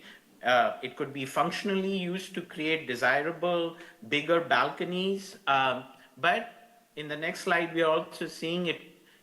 There are other elements that could help do the same thing by changing the materiality, be it through the use of windows, the roof overhangs, the wainscoting, the materiality that is there at the bottom, or vertical elements that serve as key elements that attract the street. And then, of course, the roof, as is written in the emerging standards, is a very key element, this, be it the roof profile or the shape of the roof. I think one of the things we try to do is once an architectural style, for example, is determined, then it should start to reflect that style, but each style has different ways of doing it, so there are ways to be respectful to that. The next slide is also then making sure, suppose on a CD lot, it's on a main street, even if you do have a parking lot, because of the constraint or the configuration of the site, the edge condition should still be friendly to people walking, so they're not just walking along parked cars. So there is a human scale element, be it a landscape pergola or some seating elements or some other elements, so that we are not walking along blank facades. The next slide shows another standard that we were thinking about, where if there is, for example, a parking garage right by the edge on a certain segment of the building, not along the length of the building, it can incorporate other elements such as art, mural elements, to break the monotony and take away from the passive experience and the sometimes not so desirable experience that a garage brings to the street. I think there was already a good discussion happening with identifying, hey, there may be 3 or 4 different key architectural styles. There are certain cities that we have worked with. A lot of them actually prefer the field guide to American houses, and then we take that as a guide, and more cities have started to use it. For example, San Carlos, Concord, so on and so forth. And then you can take that style, going to the next slide, keeping into account the eclectic character of different architectural styles you have in your beautiful city, but then go to an individual style. This is just an example in the next slide saying, if suppose we were to go, an applicant would like to propose an arts and craftsman style. Well, there should be a minimum level of elements to make sure they're being true to the style, be it the pitch of the roof, the symmetrical or the asymmetrical wall elements, the roof, the columns, the stone base, so on and so forth. Yeah, and then another example that you can see is, suppose it was Mediterranean revival, which in the case of, say, Santa Barbara that was mentioned earlier, is a very important part of their style. And that's like still, even though the book really talks about 1- and 2-story buildings, those elements have then been picked up for larger, say, 3-story buildings or buildings that are reaching the 40-foot, that are 40 feet high, with clearly identifying a minimum of, for example, 7 elements be it the materiality, the roof silhouette, the chimney, so and so forth, so that the designers and the applicants have the flexibility while still making sure they are being true to the architectural style that they want to showcase as part of their building. And that is pretty much the end of our slide deck, just showing our overall approach. Through the chair. I noticed that thank you. I noticed that you used a mix of very small houses and very large buildings. Is there a minimum size house that these objective design criteria would apply to? It seems like we already have a single family and multifamily residential design guideline. Where does that end and where does this new objective criteria begin? So the standards that we've been asked to create would apply to multifamily housing, which is 2 or more units. This is differentiated from your single-family design guidelines, which are guidelines, right? Recommendations, preferences, not standards. And so what we're looking to do is to develop standards for duplex and larger multifamily housing. If I could add, so are we talking about low rises, mid rises? I mean, what's the size as far as the number of stories? It would be within what your current maximum height allows under your zoning code, which I think in our districts is 28 feet and goes up to 40 feet in your higher density and commercial zoning districts. So those are the parameters, your current objective standards, right, within which we're working to develop these additional supplemental design standards. Would it make sense to simply apply the single-family residential, to convert the existing single-family residential design guidelines into a standard and apply it to triplexes and below? You would need to rewrite the text. Right now, there's a lot of shoulds and encourages in your design guidelines. What we've actually done in the list that you have, the preliminary draft list, is taken some of those single-family residential design guidelines and translated them into standards of what you shall do versus what you should do. So we've actually used your design guidelines for single-family homes as a jumping-off point for this list. It just seems like, thank you. It just seems like there's sort of like a tier, right, of single family, a triplex, anything bigger than a triplex. And like, if you look at the dominant styles for the larger buildings in town, they're very different from the dominant styles of single family duplexes and triplexes. And so I think if we're trying, granted, we're a very eclectic community, but we do have dominant styles. And if we're going to try to do something that, as our LCLUP asks us to do, preserve and maintain our small town charm and character, I think we need to lean into for the larger buildings, we need to more clearly lean into things. And if it's less than a triplex, honestly, I don't care. I mean, somebody can do whatever they want as long as it can, in my opinion, it can conform to the residential design guidelines, the standards that we should have. But if it's bigger than a triplex, we should have a different set of standards. And it should be very black and white. Because I think what I hear my neighbors reacting to is a 5-story building that incorporated very little feedback from the community that's going up next door to this spot. And people don't want to see another example of that happen again. And I think that's where I think we need to look at it. If you're building something that's large, if any structure larger than 2 stories, the objective design criteria shall apply, full stop. That's how I would envision this. Because I don't want to make some poor person who started the process jump through a bunch of hoops on a simple triplex or duplex. But if it's more than 2 stories, I think we need to have really clear-cut objective criteria. and I think it needs to be dialed in. I don't know what everybody else is. I clearly have a strong opinion on this, but I don't know what everybody else thinks. I agree with you.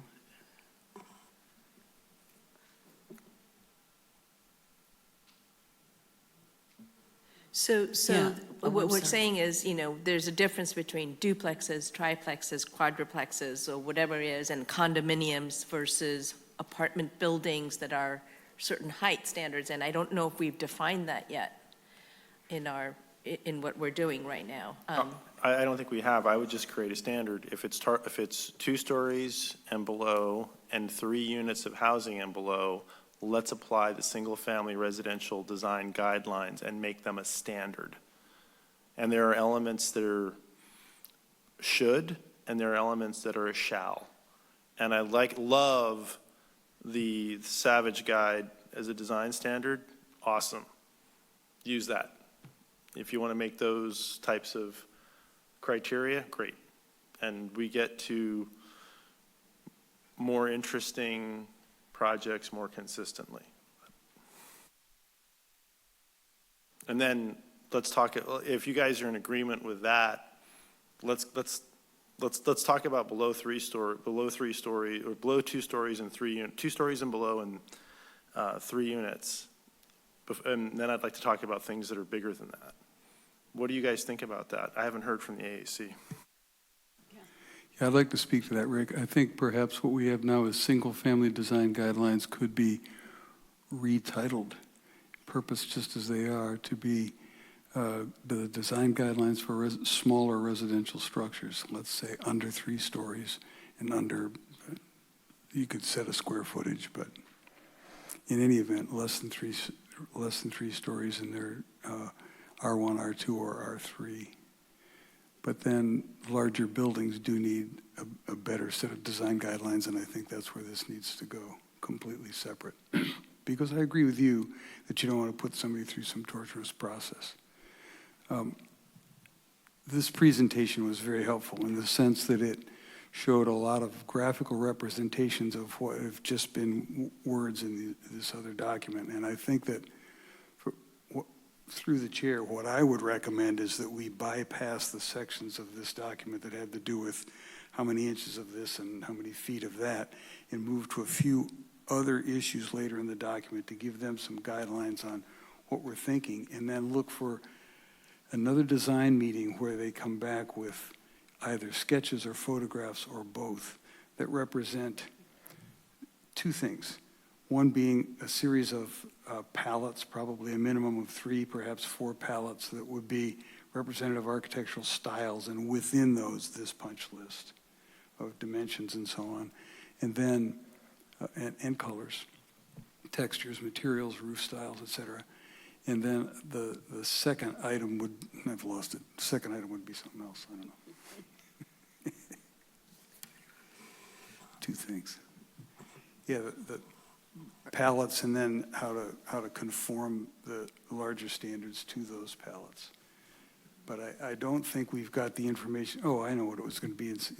Not the design palettes, but then within those, brackets, eaves, roof pitches, rakes, fascias, the details that are going to make a building not just some cookie cutter thing, but rather have some good objective design standards that fit each palette. And that's what I think we need it in sketches or photographs. I need to say that I mentioned earlier that I had taken a lot of photographs. Now that packet of photographs, which I had very casually marked up for my own purposes, I numbered the pages and scribbled all over them. 2 photographs per page, and I just called them A and B for top and bottom. And then I kind of made myself a list of what I thought was good and bad on each of these photographs, and now it's being photocopied for dissemination to this group. It's really rough. It's rustic. It's just my opinion on some things, but it at least gives us some things to look at. And then when you begin to look at these standards where it says how many feet of wall should you have before there's an offset, you've got something to look at to get some ideas. How big should an offset be? 3 feet, 8 feet? How wide is the doorway? How big is the balcony? The kinds of questions that this asked, these photographs may be helpful in that regard. but there's not an awful lot of traction there. I just did a very hasty summary of a few ideas. Thank you. Did you submit those photos to ACOE to share? Or with city staff? I believe someone got them, if anyone can clarify. Well, let me, I brought a packet of them tonight, and it's been sent in there for a dozen copies to be made. And I think Matt just said they're being copied right now. 30 pages of photographs, and then a cover sheet that's kind of sketchy on what they mean. And when we see those in front of us in a few minutes, I can explain what that cover sheet means. And I guess my concern is how will the public see those photographs? I think he's having a dozen copies made, and there's 7 of us, so that means. No, there's but I some for the mean, public. for those folks online. I don't know. Do we have digital copies? I've got a flash drive. Yeah. I believe we have a flash drive with at least some of the images. I don't know if it has everything, but I think we can show some of that.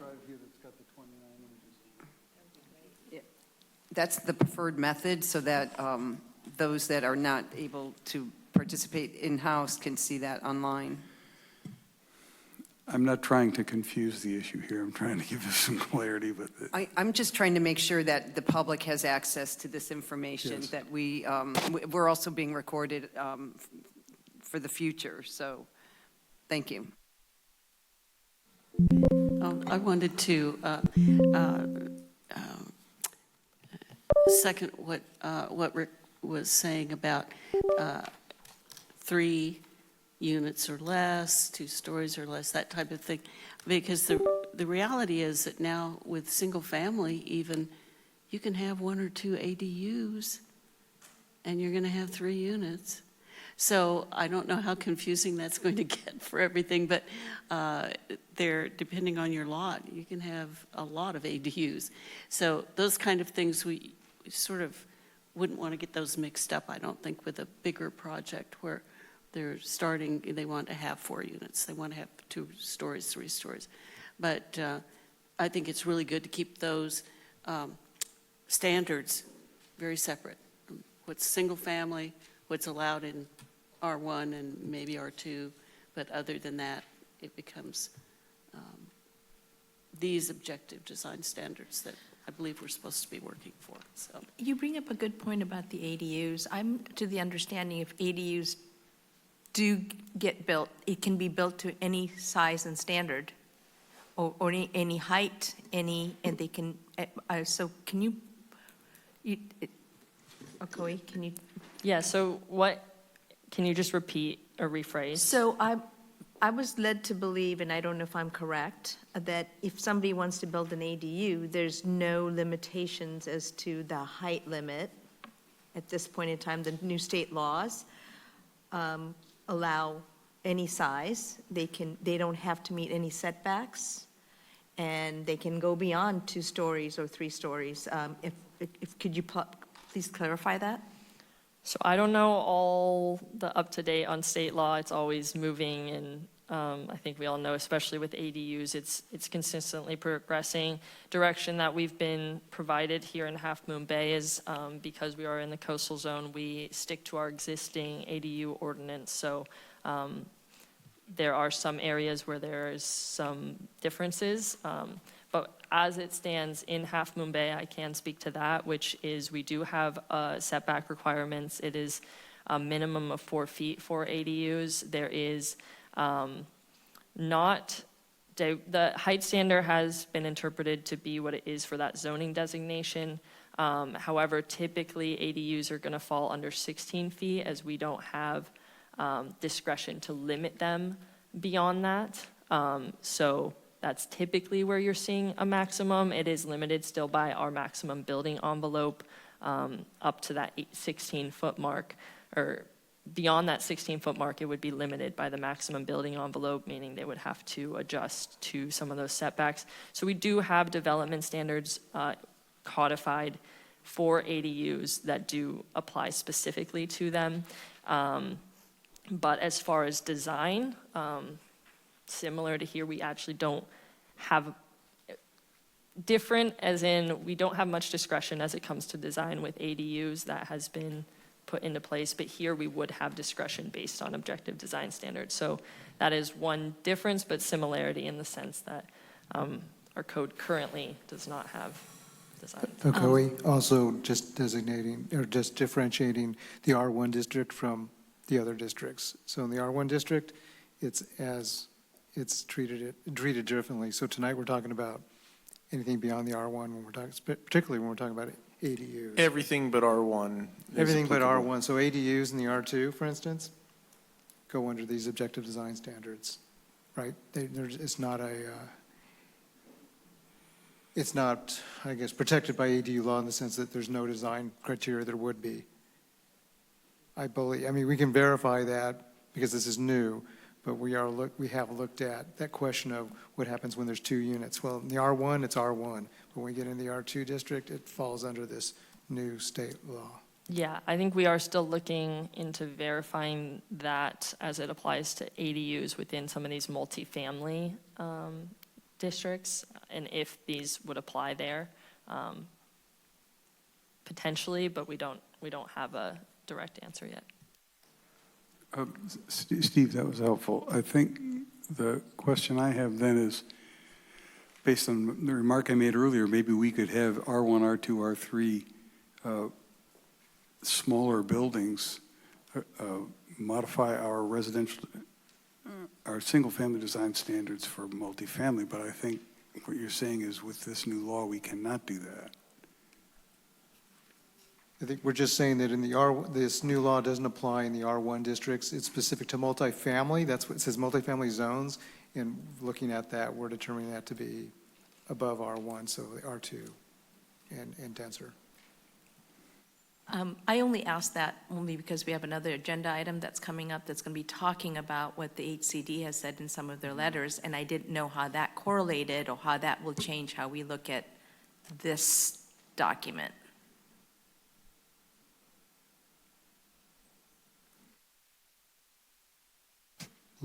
Yeah, just the comments are fine tonight. Thank you. So, Steve, did you have any other feedback on what we talked about in terms of this concept of smaller versus bigger? Well, I'm wondering if there's a lot of mention in these standards about distances and measurements. I think there's one statement here about 200 feet of mass. You need to have a breakup of that, but is there any possibility of using square footage of a building as a standard? Because in theory, you could build a 200 by 200 dimension building. You'd have a 40,000 square foot building, and that would conform to these standards. But is there a way? And I think the critical thing here in Half Moon Bay is scale and mass of the buildings, not necessarily articulation, but scale and mass, because a huge building is going to really make an impact on the perception of our town. So I'm just wondering if that has ever been used as a standard. I'll answer, and then if McCool has something to add, he can jump in. Objective standards that I have seen don't typically follow building square footage. There's usually more of a perception of what does it look like from the street versus what's the volume of space behind what's visible. The standard that you're talking about, the 200 linear feet, actually refers to a paseo. So every 200 feet, you need to have a paseo or a courtyard or a much more substantial physical break. There's a different standard in the building articulation and massing subsection, a draft standard. I want to emphasize this is all draft, right? There's a different standard that calls for some sort of plane break or differentiation of material on a more frequent scale of 25 feet, which is consistent with your design standards for single-family homes. And for buildings longer than that, it's a slightly longer standard of 25 to 40 feet. So getting to what some of the discussion has been about having two different tiers of standards, some of that's written into here, but it's not categorized quite the way I think some people are seeing it. Subsection 4A1, for example, has a different standard for buildings less than 25 feet long, frontages versus less than 25 feet long versus masses greater than 25 feet long. Getting back to your question, though, I've not seen it. Maybe McCool has, but I've typically seen standards that deal more with length and appearance of the frontage, again, rather than the volume of space behind it. I concur with what Dana is saying,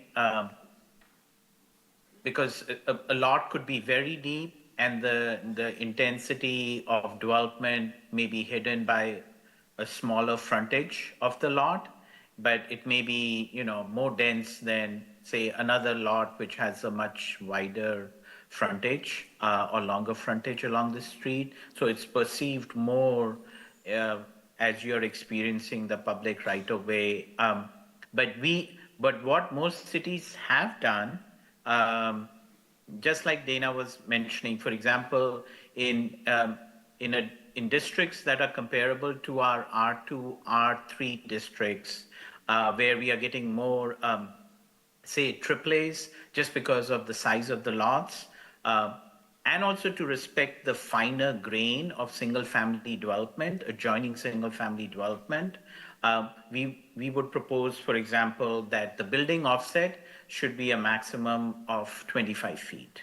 And after 25 feet, it has to have a building change, offset in the wall plane of the building. But when we, for example, are in the CD or CD main district, where we have much longer buildings, we will request, for example, what our guidelines are trying to say is that the offset should be at least it should be at about 40 feet or less. So because the grain of buildings in CD, for example, is much bigger and the building developments are bigger, we are keeping the character of the adjoining area into account as opposed to the density of development.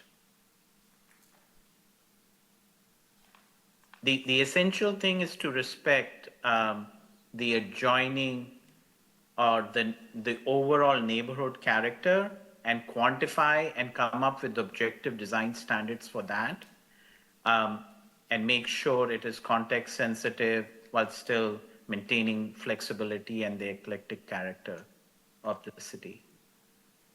Nicole, do you have a rendering of a building that would fit in a CD that would have a 40-foot offset? Can you just provide an example of what that might look like? So I think Dana will have to show the PowerPoint, but I think we showed some examples that where we had done some studies for other cities where, very similar to case of Half Moon Bay, they had said where we have districts similar to R2 and R3. If you can go back, Dana. Yeah, so no, that is just right to show the 40-foot offset. If you go a couple of slides more. So that's the sketch we developed, but now if you go further down the slide deck, I think we are going back. But what you saw, just go forward if you can, please, Dana. I want to answer specifically the question of the 40-foot. Now go to, so this is showing that if we have, say, in a CD district, a 3-story building, it's multifamily, that's a 40-foot maximum thing, and after that, there has to be a change in wall plane. But that is just one way to break the mass. There has to be other elements that have to break the mass. So you go to the next slide. So then what you have to start to think about of breaking the mass is through materiality, be it windows, be it then the design elements. You could have awnings, porches, balconies. The next layer of breaking a mass is through materiality, also just wall materials. So that's what our standards are saying, is that you have to meet the threshold at multiple levels, and the change in material and color is not 40 feet, it's less. It's, I think, if it could be, for example, every 20 feet. But the wall plane change, which is an expensive change, or let's just say something that should be not onerous for an applicant, but still maintain the context of the neighborhood, is through a wall plane change. If you go like about 10 slides before, towards the beginning of the PowerPoint, Dana, when we were talking more of R2 and R3, there, just in this, for example, we are saying, as opposed to be a 40-foot wall plane change in a CD area, in an R2 area, it should be smaller. It should be maximum 25 feet, because we do want to respect the more finer grain single family character, as opposed to something where we see much longer and larger buildings in the CD area. Through the chair, could I make one comment here? These drawings, understand that he's demonstrating where offsets would be, but these do not represent 25-foot wall sections, nor did that other one represent a 40-foot wall section. These are more like 16s. So please understand that he's demonstrating what an offset is and how it would read on a building, but these dimensions are not accurate.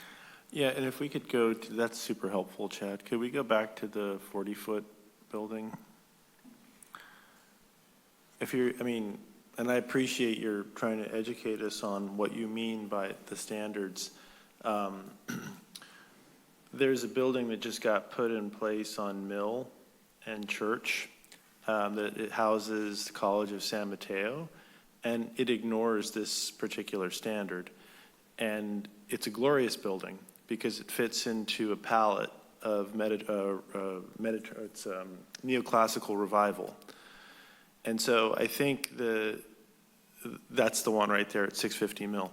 So the bottom story breaks up the massing, but you've got a long wall that's over 40 feet long on the second story. So it's unclear to me exactly how, you're applying the standards. I think the concept of going back to palettes and looking at what are the 3 or 4 most dominant forms would make it a lot easier for us to have more clear objective criteria for buildings that are taller than 2 stories and have more than 3 units.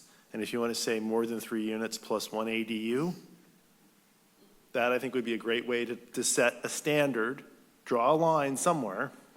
But anything taller than 2 stories, let's pick 4 palettes.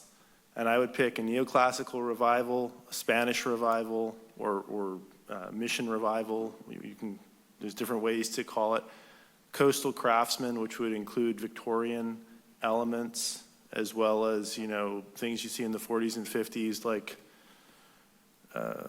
arguably some of what's in Main Street Park, but I'd want to see like a little more depth and character.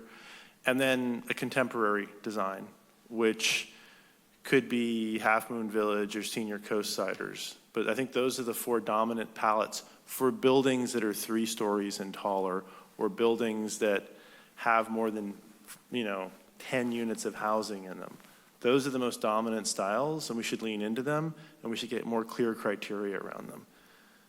And that's buried in the document that got forwarded to you today, where I was looking at law, but I was also looking at what are the 25 most prominent buildings in Half Moon Bay.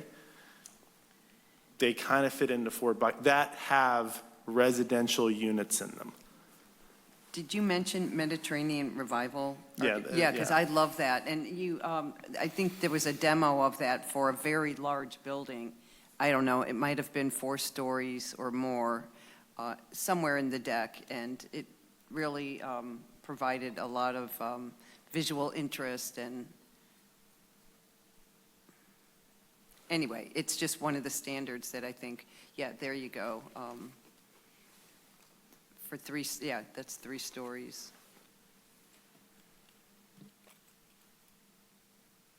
And, you know, maybe using the Savage Guide as a starting point, but looking at how do we kind of do it locally? I mean, it's hard, right? We don't really have that particular style. I love it, but we do have.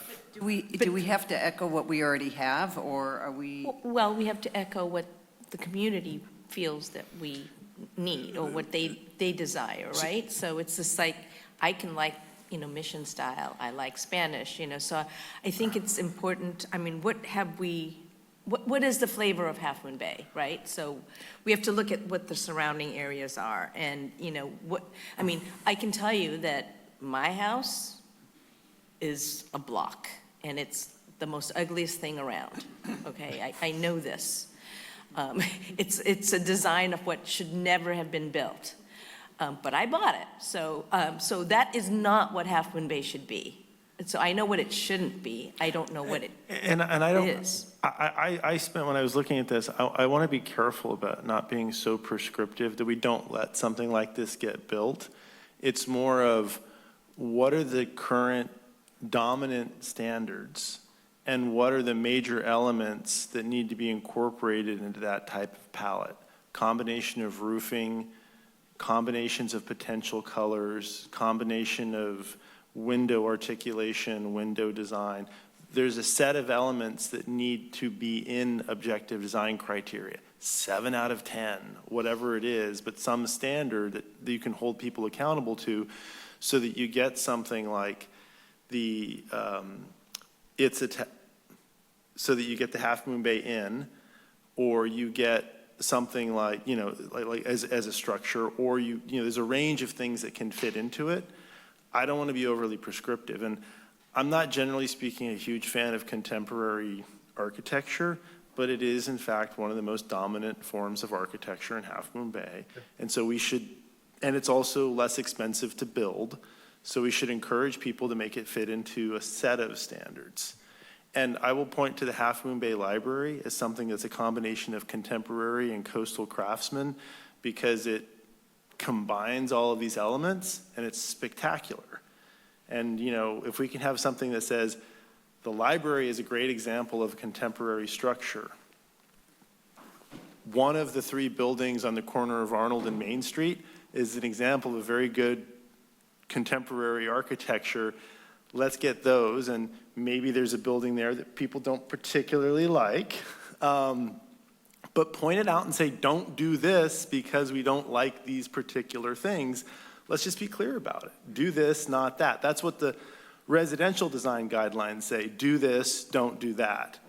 It says, don't build Hazel's house in the future. It literally, there's a picture of Hazel's house in the residential design guidelines. I'd like to see it be that granular and have shalls, but give people some flexibility. I mean, but we shouldn't be trying to build like a cubist building for something that's 3-story. If you want to build it for your own home, fine. But I think the library is an outstanding project. 650 Mill's outstanding. 433 Main is great. Main Street Park's acceptable. I'm not going to talk about those other 2 buildings on the right. If you go back to the other designs that you have, the one that you just built, 433 Main that we just built, I think that came out spectacular. That's a great building. And that would not have happened if we had basic objective criteria. We hashed that out with the design, with the planner. So how do we get to more 433 Mains and not, I think that's I would call that a Spanish revival. And then the one in the back is something I would argue is you could call coastal craftsman or contemporary craftsman. Those are the kinds of styles. I mean, 650 Main is classic revival. The Half Moon Bay Village and Senior Coast Siders are contemporary.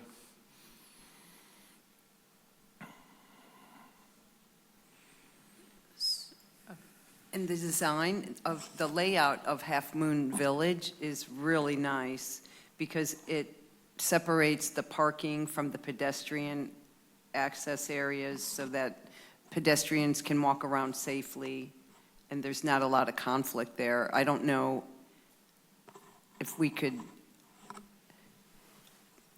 add that as an objective design standard for a larger complex. Does anyone know how many units are at Half Moon Village? I think it's, well, I'm not going to guess up here. So, we can answer that?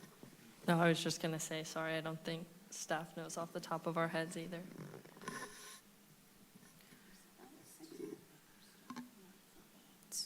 So, Chair, I'm not sure if there are other comments, and I don't want to interrupt anybody if anyone's about to speak. I think we're hearing, I'm hearing a few primary things here, and one is that there is, am I hearing a consensus among the group that there's a preference for selecting architectural styles and building design standards off of those styles? There were 4 mentioned in this meeting. We've taken note of those. Those are the 4. Neoclassic revival. I'm looking at my colleague here who was taking notes. Neoclassical, Spanish revival, coastal craftsman, and contemporary. Okay, thank you, McCool.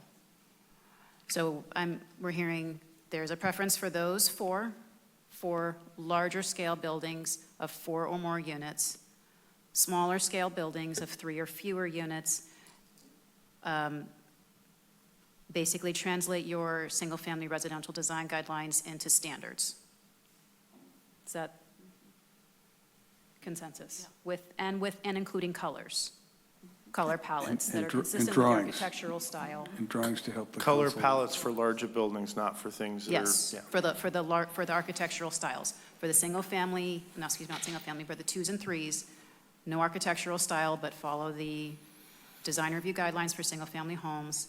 There's a second set of standards for larger developments of 4 or more units, where there's a preference for selection of one of 4 architectural styles, each with color palettes. And I was given a copy of the Carnoustie design standards for every single house that was used in the latest development of Carnoustie. I provided it to ACOE and city staff. It's exhaustive, but it's an example of like the level of detail, I think, for like maybe providing 2 or 3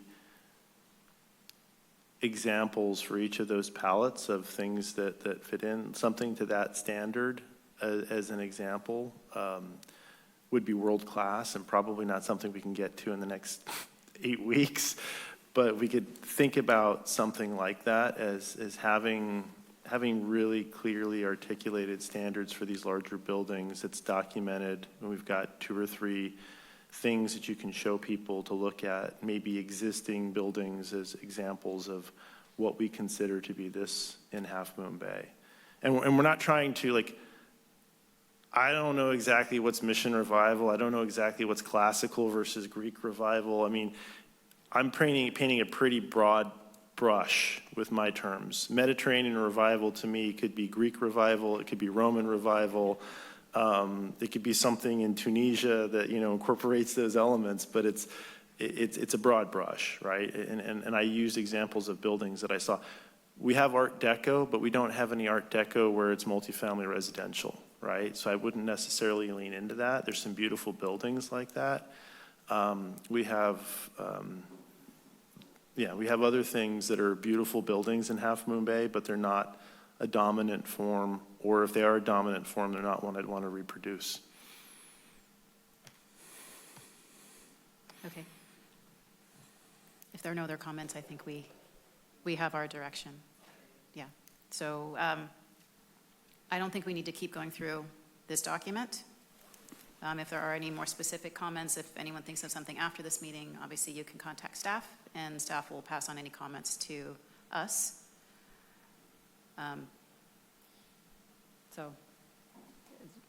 is there something else? It seems to me if we put another 5 minutes into this, there are a few details in the back part of this that might be worth covering, and if you don't want to do that, that's fine. The design standards, yeah. I can explain my photograph mess a little better if you'd like. Chad, if I, Which page are you referring to, Chad? I'm on page 6 now.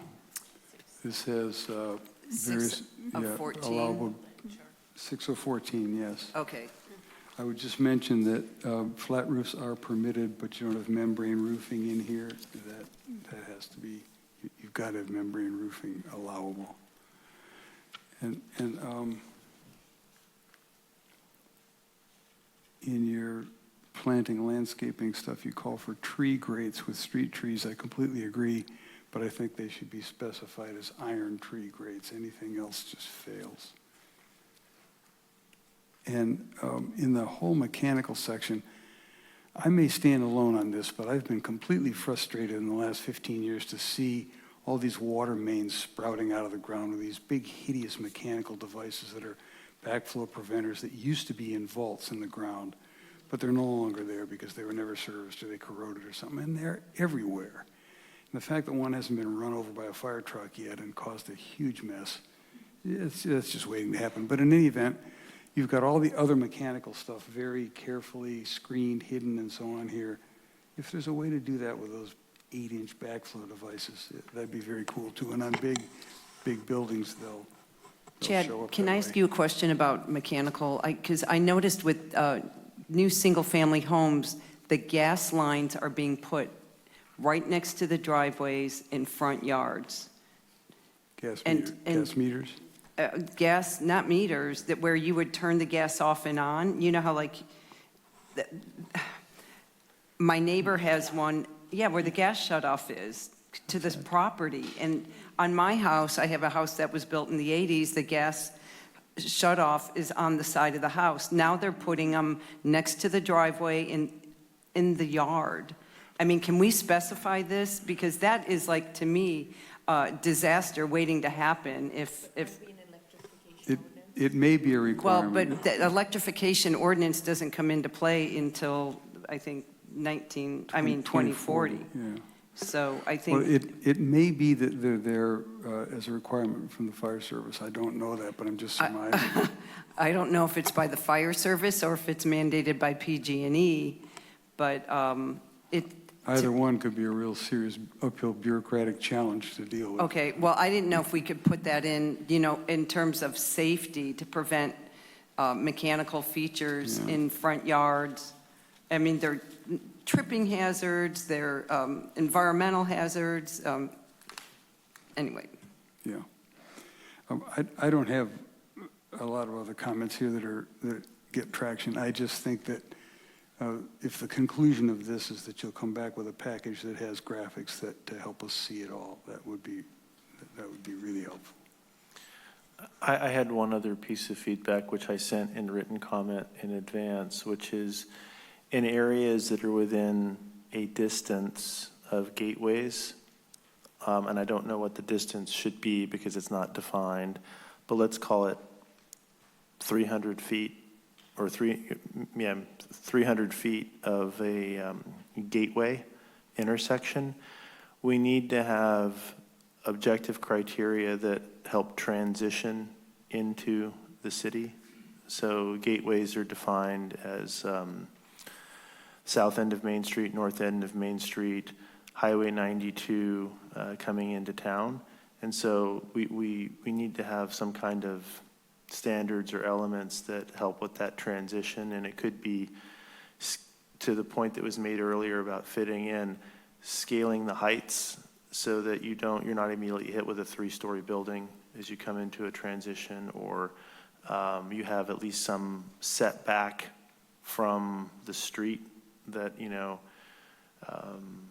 gives you some type of transition feeling. I think that's important. And I understand from the response I got from Steve earlier is that you're looking at how visual planes are incorporated into the design standards and figuring out what you can do. So that's important. Thank you. Yeah, if there are no other comments, yes, thank you. Thank you. Just quickly, for purposes of utility, through the chair, Of course, please go ahead. this thing that you all got as part of these pictures, I'd just like to take one quick moment to explain what this means. Perhaps turn to page 3 of the photographs. They're numbered in the upper right corner.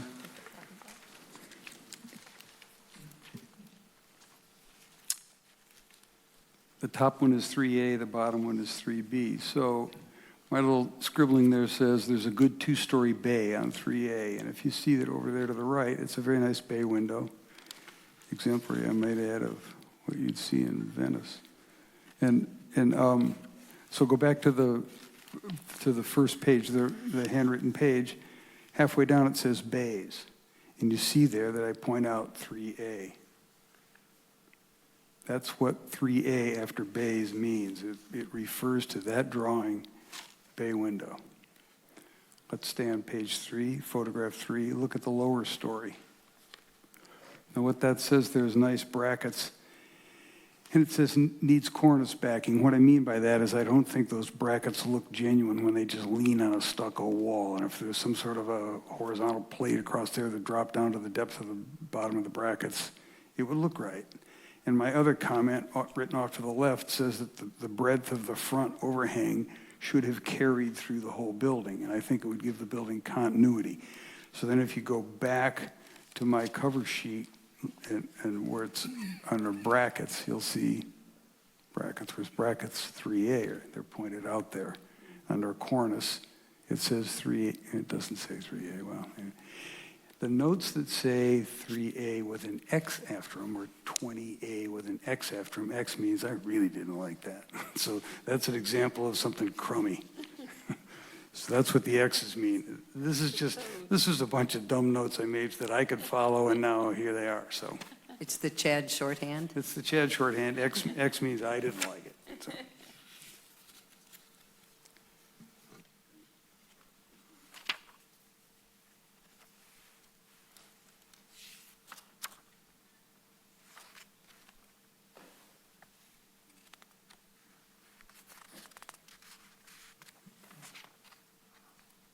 I noticed you have a picture of a 3-story building with belly bands on page 6. I mean, do we like belly bands? I don't know, because it's a way to break up the height, the perceived height. I'm just throwing that question out there to my peers. Yeah, well, the building has some craftsman-style rendering to it, and without the belly bands, it would have, I think, an excessive height of siding. And I think the belly bands are nice. I think the trellis looks good. I think if you're going to do multifamily housing, I mean, if they had done this at 555 Kelly, you wouldn't have seen me stand here saying anything except no parking. But they didn't do this. But this is a nice-looking building. It's very nice, yeah. And so I don't know, do you see, Dana, what we're talking about? Is there any way to incorporate that? And then when you go back to the cover page, it says belly bands, and page 6 is pointed out. It doesn't say 6A because there's no B.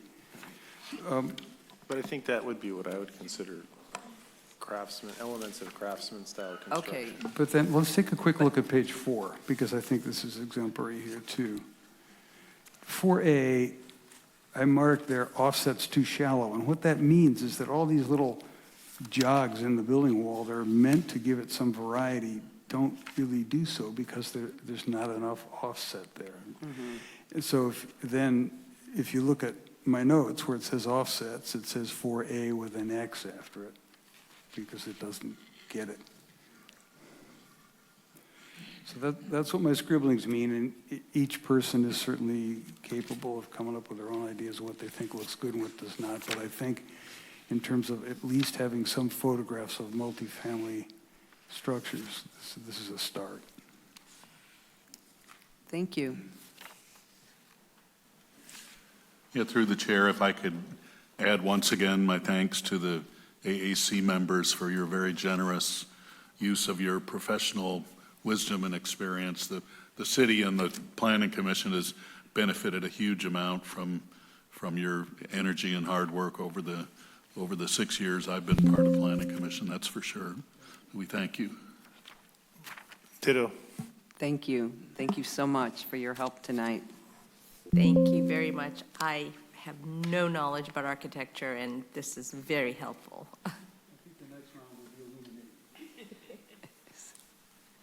Thank you.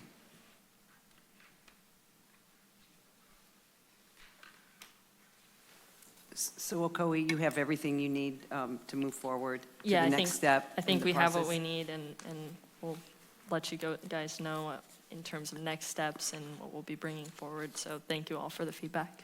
And thank you for facilitating this. I appreciate it.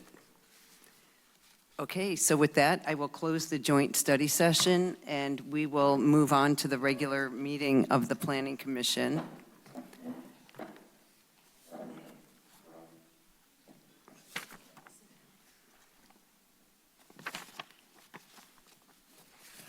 At this point, I think we'll look at approval of minutes, and I would suggest that we not look at the minutes of 10:24 because we wouldn't have a quorum to approve that because Commissioner Gorn isn't here. The only two would be here, and I think we need three to approve the minutes. So we could look at the minutes from 10:22.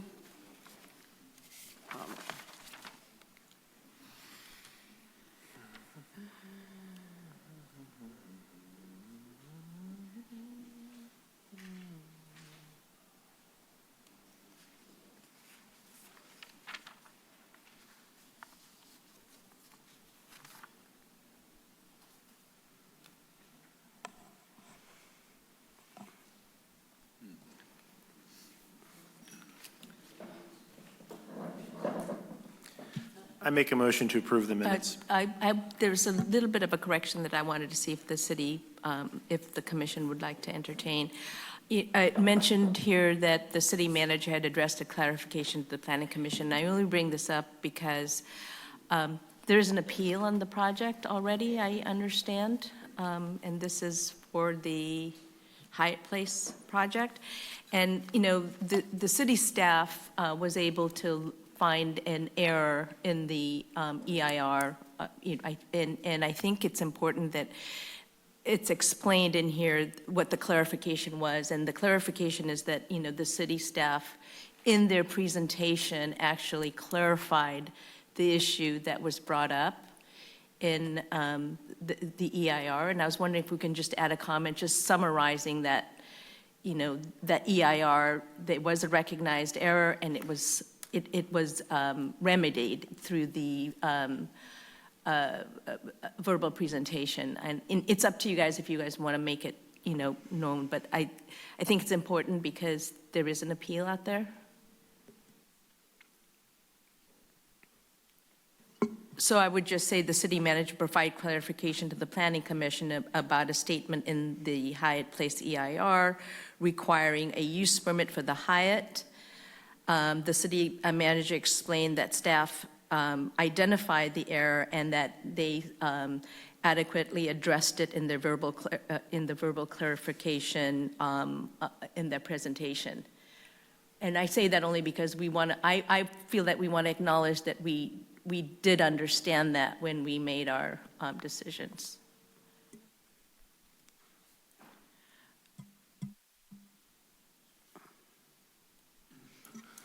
I'm trying to have a clear memory of the point you're bringing up, and I'm struggling a little bit to remember the details of it.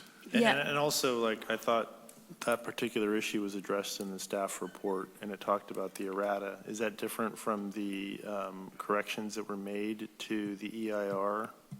Yes, it is different. And the staff report was an error, and that's why the city manager spoke at the meeting for that hearing to correct the record since the staff report was not corrected. So there were two errors, one in the staff report, then one in the EIR. And so I agree that we should add that into the minutes. hard for me to consider that without seeing it in writing, I guess. Would it be helpful to ask the city manager if that jibes with his memory of the incident, so there's no controversy about it?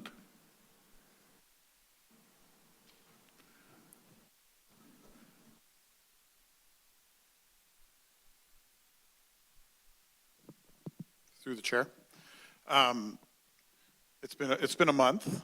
It's been a real month. My recollection is that the issue identified in the EIR and FEIR were addressed in the staff report. My clarification had to do with the articulation of how it was identified through one of the members of the commission, and then, or it was a question that was asked by a commissioner and then staff identified it versus what the staff report said, which was a commissioner identifying the error. I will say that these are action minutes. This doesn't seem like an action. This seems like a clarification of something else. And we will produce a staff report for the hearing whenever that comes forward. And this will all be clarified because we've worked that out on the back end. So this goes outside of the scope of action minutes, which I know is our standard for this commission. So it seems a little bit out of place to me here. But Okay, so would we just want to then strike the comment from Matthew Chittister addressing the clarification of the Planning Commission, because that's not an action? Just strike that completely if that's the case.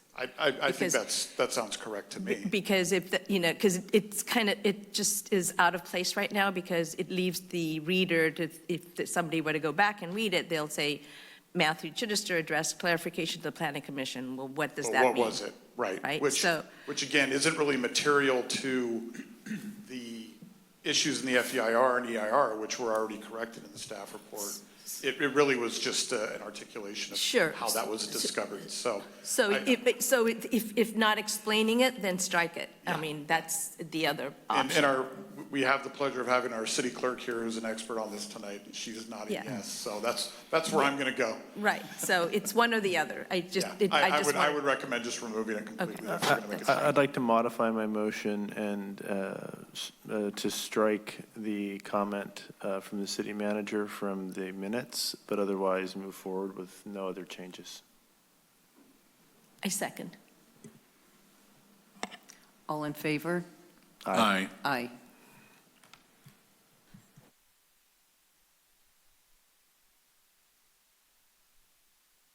So at this point, we are going to move on to our first public hearing item. Maz is going to give a presentation on information briefing on Get There Together. Thank you, Maz. Thank you, Chair Gossett and members of our Planning Commission and the community members that are on in present and watching online. Maz Bozragini, Public Works Director. I'm happy to be here to introduce the Get There Together TDM plan. We also have our consultant on this project, Nelson Nygaard. Our project manager, Alex Mercury, is on Zoom as well, and he will be taking us through the majority of this presentation.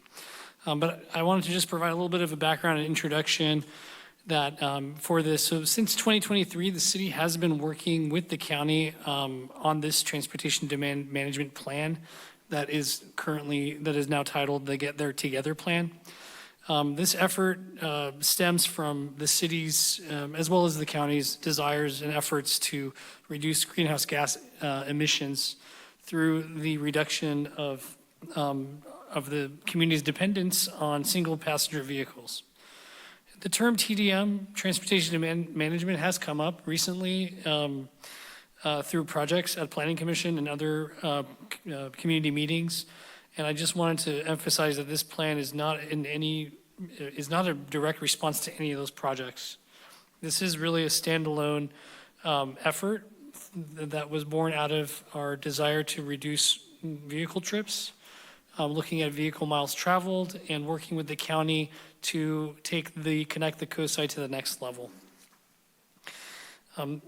As this plan is refined and ultimately approved through council, which we'll get into more in the discussion as far as next steps. But it could aid and provide support, not support. It could provide aid and guidance to certain projects as they come forward in the future.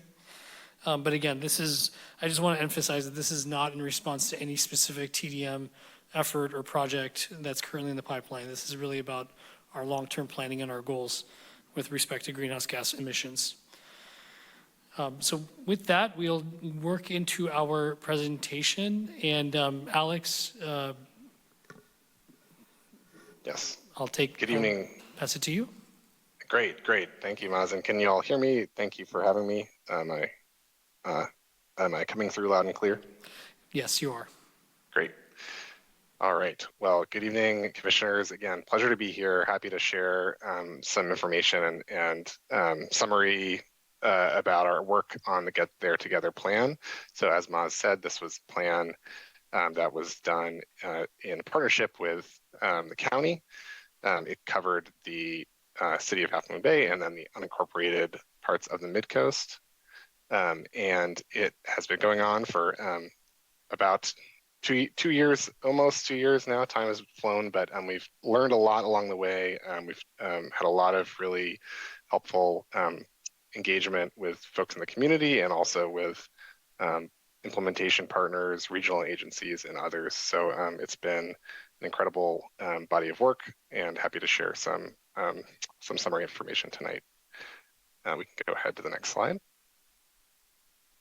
Again, for folks who are less familiar, transportation demand management is a term that refers to policies, programs, and things that can help make getting around without driving alone easier. So it tends to be more programmatic solutions as opposed to built physical solutions as a way to kind of complement other investments in transportation and mobility. So it might include transit services or other transportation options. It might include parking management strategies to help balance how decisions are made about when and where to drive. It may include things like financial incentives, such as discounts for transit or other transportation options. And then a really big part of it really is information and marketing and just helping folks understand what their options are and then make decisions about how best to get around. Next slide, please. Again, some of the benefits, as Maz highlighted, reducing greenhouse gas emissions, easing traffic congestion, providing more choices and more options and more redundancy for people in their transportation choices from day to day, and then generally lowering transportation costs by providing those options. Next slide, please. A few, again, just to highlight some of the motivations behind the work. It can help reduce vehicle miles traveled per capita. VMT is I promise we'll try to minimize acronyms. TDM tends to be full of them, unfortunately, but VMT, one that we'll maybe mention a few times tonight for folks who are less familiar, vehicle miles traveled is the typical measure of how much people are driving, how many people are driving on the road at a given time. It can be, again, a companion to infrastructure strategies, so things coming out of Connect the Coast side that are focusing on where and what to build to help manage transportation and traffic. The programs in TDM can really help maximize the usefulness of those investments. It can also provide an opportunity to sort of customize programs that are being done regionally and make sure that they're working locally. So taking some of the momentum that's going on at perhaps the county level or regional level and adapting them to the unique needs and priorities of the community. And then similarly, right-sizing some requirements in a similar way, just taking the opportunity to look at how the sort of rules of how transportation works in the coast side impact different projects of different sizes and different stakeholders. Next slide, please.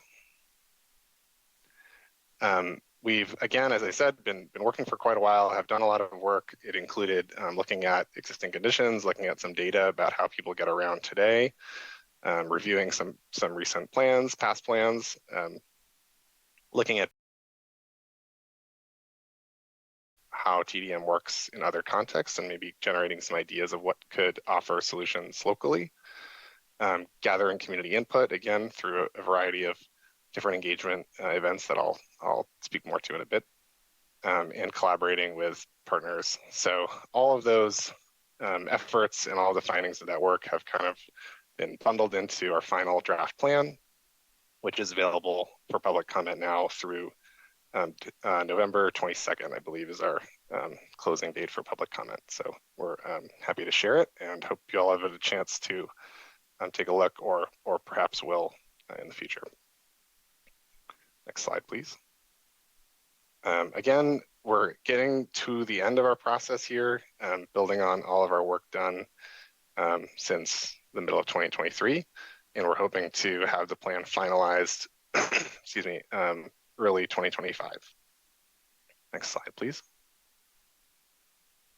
Okay, so I'm going to just run through some of, again, our findings from our kind of earlier phases of work. We can go ahead and flip through, and Maz, you can sort of roll through these as I talk. No need to be shy there. Great. So number one, driving is the number one travel mode for folks who have a car or who are able to drive. It is the mode of choice for most people, but not for everyone. Transit, walking, biking, car share, and other alternatives are limited for folks who choose to not drive or aren't able to drive.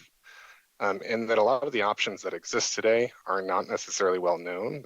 Some of the alternatives to driving, such as shuttles or transit, folks aren't maybe aware that they're available or don't know how to use them. There are barriers for folks to using some of the available options, and those are particularly acute for people who are in equity priority communities. And tourist traffic is a major concern we heard a lot about from the community. And often that is a challenge with TDM because TDM tends to be more focused on commute trips. So tourist traffic can be a challenge that sometimes falls outside of those solutions. A few more findings. There is not a comprehensive approach to parking management. So we know there's been some localized studies done and adjustments to regulations, but looking at it more holistically might be an opportunity. Regional TDM regulations at the county level, again, aren't necessarily adapted to local needs and conditions and development patterns. There are gaps in coordination. So there's a lot going on in the community through community-based organizations and partners, but there's an opportunity to better coordinate and align. And all of the recommendations in general in the plan will require more funding and resources to advance. So that is a key piece. Wrapping it all together, there is no single gap or single solution that can address the challenges that we looked at, but there are a lot of opportunities to, again, bring this kind of package of strategies and recommendations and start to expand options. Again, just a quick summary of the engagement we did. We did a variety of pop-up events. Actually, let's see, these totals have to be updated because we've been out doing additional pop-ups in the past few weeks. So we've actually done 10 pop-up events now to date, including a few recent events. We were at the Dia de los Muertos event on the 2nd. We were back at the library. We were at Fall Fest, and we were at Cañada Cove and the Farmers Market the past few weeks. So adding those to this list, as well as some focus groups with different community kind of thematic focus groups and a few workshops. Go ahead to the next slide. Some themes we've been hearing from folks, again, is transit service is an area of interest. It's something that many are aware of and would like to see expanded in some way to better serve their needs. We heard a lot about safety on the roadway for people who are walking or biking, as well as people who are driving, and the need to think carefully about how traffic laws are enforced. In a related sense, we heard a lot about gaps in the network for people who are walking or biking, so missing sidewalks or bicycle facilities that supported people of all ages and abilities. And then different kinds of challenges for specific trip types were recurring. So folks going over the hill, especially for things like medical appointments, having challenges getting to and from their appointments, or being worried that they were going to be sort of stranded on the other side. If they relied on transit to get there, it might not be available to take them home. We heard a lot about school transportation needs, and also commuting in a variety of forms and in destinations for work and between work and home throughout the coast side. Again, I just want to highlight, we learned a lot and talked a lot with many partners in the area who are tackling TDM related issues. So either implementing programs that are TDM related now, or working to expand mobility options. This included a lot of briefings and workshops, as well as some just one-on-one meetings to understand what the priorities are, what the opportunities might be to align and support. So this was a really helpful group, and the input from these folks are reflected in our recommendations. Again, similar themes: interest in coordinating, need for additional funding, certainly, but potentially some opportunities to partner on that. All right. I will talk briefly about our strategy recommendations. There is a lot of detail there, so I will just give a high-level overview, and I've picked a few to share of interest, but happy to address questions tonight about others if y'all have taken a look and want to ask about those. So the strategy recommendations are organized across these three categories, just to help keep them straight a little bit. So the first batch are really about expanding different options by providing options, whether it be transit or shared mobility services or biking or walking, things like that. The middle category is, again, those programmatic solutions, really the core of TDM. So marketing, information, education, things to help people get around easier.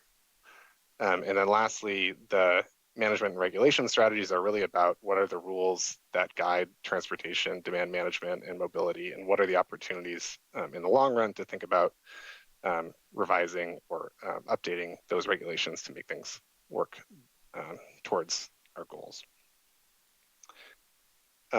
These are the strategies. So again, there's 14 of them. The ones with the stars are the ones I'll talk briefly about tonight, but each of these strategies also has a series of more detailed sort of action steps with specific opportunities to dive in and start advancing these goals. So there's a lot of detail in the plan. Again, I'm happy to talk through it, and happy to say that it's all available online now for review and in your packet tonight. Okay, so the first, again, as I mentioned, a lot of interest from the community in opportunities to improve public transit services in the coast side. So our specific recommendations involved expanding some community advisory roles to help convey priorities and ideas from the community to Samtrans and others. Taking a look at bus stop design standards that Samtrans has and formally adopting them locally to improve the experience for people waiting for the bus. Education, marketing, and other programs to help raise awareness was a huge need. We through our community engagement, again, met a lot of folks who, once they learned more about available services, saw opportunity to use them more. And again, in the long term, potentially expanding service, pending funding and cooperation with Samtrans. I think part of this is learning more about what would be the priority if service could be expanded, whether it's longer hours or a different service area for the new Ride Plus service so that folks could get to their destinations. And a lot of the earlier recommendations would help sort of build towards potential longer term investment in additional transit service.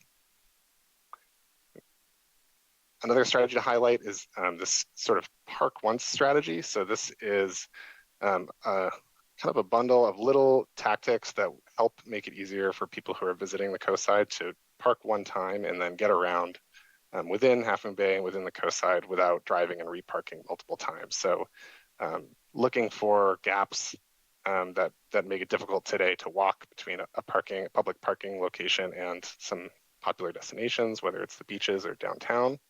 Signage to help people find those locations. Rental facilities, so folks who do come to the coast side, either by carpooling or by transit, know that they can sort of have access to whatever gear they might need locally and not have to be worried about bringing a car just to store their gear. And then looking at bike parking and other places that make people comfortable biking or walking. Shuttles were a big interest from folks in the community. There have been shuttles tried in the coast side before with some limited success in terms of ridership. Nonetheless, this was just something we heard again and again, that there was an appeal, that perhaps there was some new opportunities to think about different types of service or different designs of service or different destinations that could be served. So the recommendation here is to sort of revisit some of the past efforts, look at the lessons learned, and kind of keep an eye out for new opportunities that might change the formula a little bit, whether it's technology changes that could help reduce the cost of service and therefore make it more viable or more feasible, or potentially partnerships with other people in the coast side, such as folks who are affiliated with open space, who have expressed interest in, for example, a shuttle that serves their trailheads or their parking lots. So finding those partnership opportunities that might change the equation a little bit. But it is one of the more expensive strategies, so it's sort of more of a long-term concept. And then this last strategy here is thinking about ways that we could look at the rules for building out the multimodal network. So understanding what the process is for prioritizing bicycle infrastructure on the road and collaborating with partners to create services like bike valet at large events that make it easier for people to use the bicycle network and go to and from major events by biking or walking. And I think the last one, okay, great. So transportation education marketing campaign. This is again sort of in many ways the quintessential core of TDM. This is really just getting out there and having staff being out in the community, engaging with people, telling them about options, and educating them about how they can get around. So this strategy would be developing a sort of local TDM brand and continuing the program over time, developing some education and outreach tools, especially tools that are catered to the needs of different community members, folks who are not English speakers, or folks who might not be currently using transit or other options today. And implementing a sort of event-based marketing strategy as well.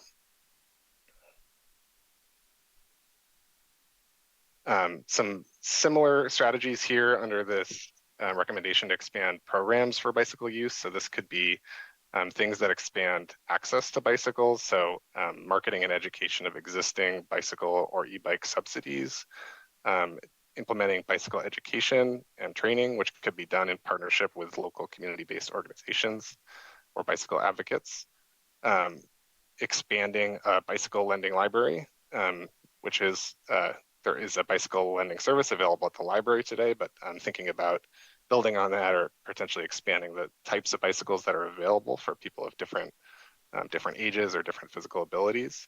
And then just clarifying some of the regulations about where and how to bike safely in the coast side.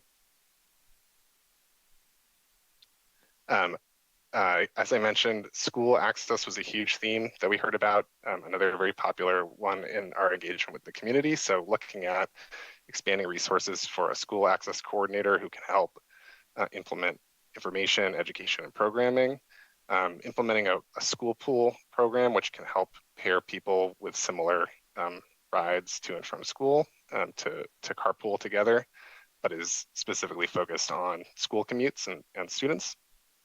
And then looking at expanding subsidies, which are available for certain qualified people today for access to transit, biking, and other options. Just to wrap up, again, those are just a snapshot of some of the recommendations. There's a lot of detail in the plan highlighting this, that there's no one strategy, I would say, that's more important than the others, that together they are meant to be mutually supportive and complementary. Some are near term, some are long term, and they've been sort of refined to build on each other. And there is recommendations in there about how to build towards the resources that would be needed to implement them. So again, as I mentioned at the beginning, new resources will be needed to advance any of them. And we walk through in the plan some opportunities to work towards that. Partnerships are a huge opportunity. Again, there's so much great work being done in the coast side today.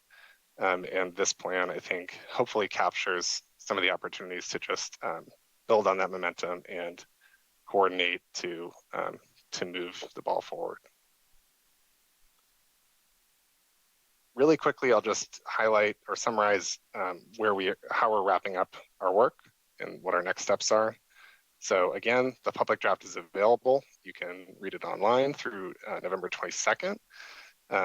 And we are asking for comments through a survey. And if you go to the next slide, see. Okay, so here we are. Let's see. So the public draft was released on October 16th. Again, it will go through November 22nd.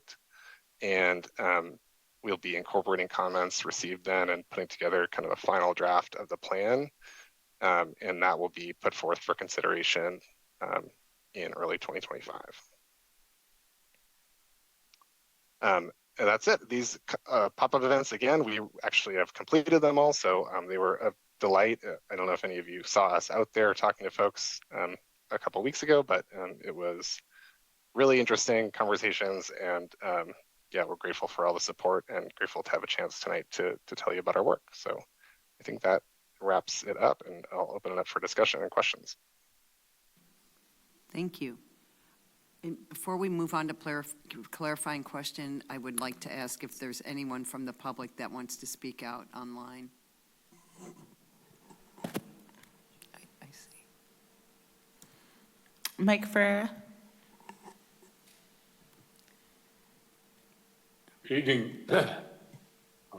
Chair, Gossett, and Commissioners. I actually read through this report, and it's complex, covers an awful lot of issues. And one of the things that concerned me is that it takes a lot of personnel to make all of these pieces work. And that looks like a fairly large bill. And I'm not sure who's paying it. And I'm not sure who the authority is for the entire coast side. Half Moon Bay has its city limits, and so it considers itself to be an authority. Then there's the county. Then there's the Transportation Authority, which is supposedly just a bank to finance things. And there's Caltrans with the highways. And even when the city council tried to develop regulations for e-bikes use, the legislature interfered. And also there was no clarity as to whether the city council actually had authority over the coastal trail because part of it belonged to an open space trust. So I would just like to offer that this is very complicated. It seems very difficult to pull it together.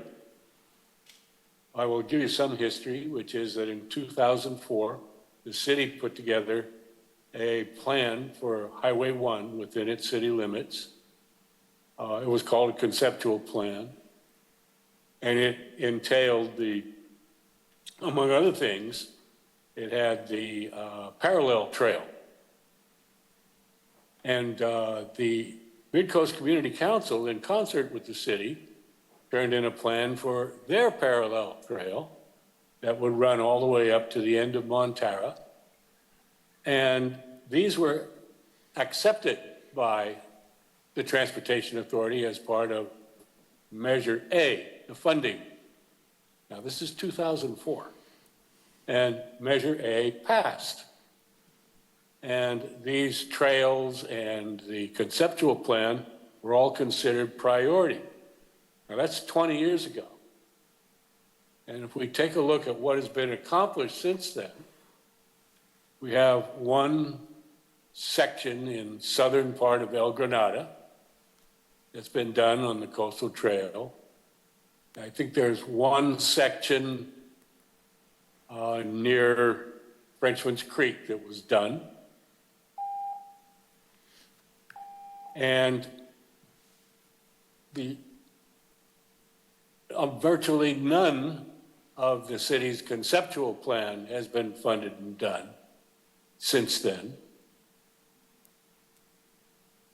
But we did a stoplight at the fire station, which wasn't in the plan. 7 years ago, we did a plan for implementing the widening at Terrace Avenue, along with some trails. But apparently we're still waiting on funding. So the system moves pretty slowly on just readily identifiable things that have been in place for some time. And so when I look at the breadth of this TDM plan, I'm wondering how we can ever amass the funding and the personnel that could somehow make it all work in coordination. So I guess I'm a little bit skeptical about it. And that's basically where I'll leave my commentary on it. It still would be nice if we could at least get what was prioritized in 2004. Thank you. Thank you. Yeah, that was a great comment. I just want to say thank you. I did want to, if it's appropriate to just respond a little bit, because I think that those were some key issues that that we grappled with.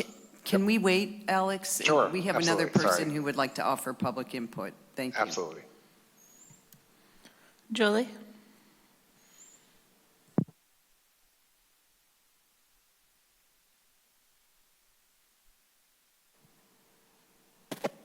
Julie, if you could unmute yourself.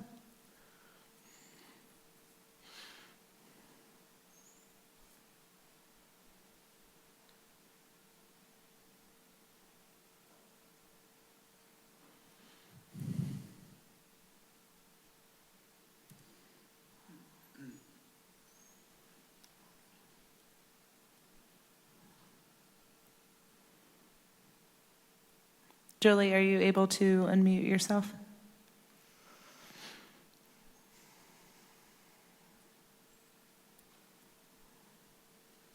I think she's having issues. Okay, Alex, did you want to answer that question? Sure, yes. And if Julie is able to hop on, I will pause. I just wanted to say that was such a great summary of some of the challenges that lie ahead. Definitely, we want to be eyes open about the resources that will take to advance some of these strategies.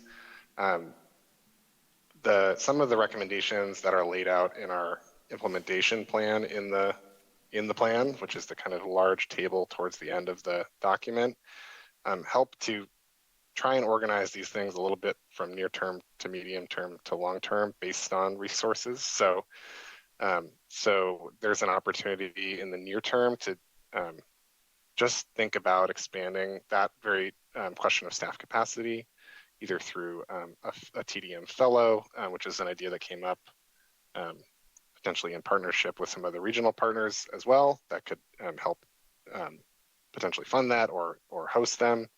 And that would be a sort of first step towards allocating a little bit of time that could be devoted towards some of the early kind of coordination and review that would help support the first steps in these. So there's going to be a lot of sort of bootstrapping and baby steps in the near term. because of constrained resources. But as was pointed out, there are regional funding sources that are available specifically for TDM programs. So having that additional staff capacity to start to pursue those is going to be kind of key to opening up some of the opportunities that are a little bit more expensive to implement. And I'll also note that just having an adopted plan is a prerequisite for being eligible for some of those funding sources, which is part of the motivation of this project. Thank you. I will ask my fellow commissioners if you have clarifying questions.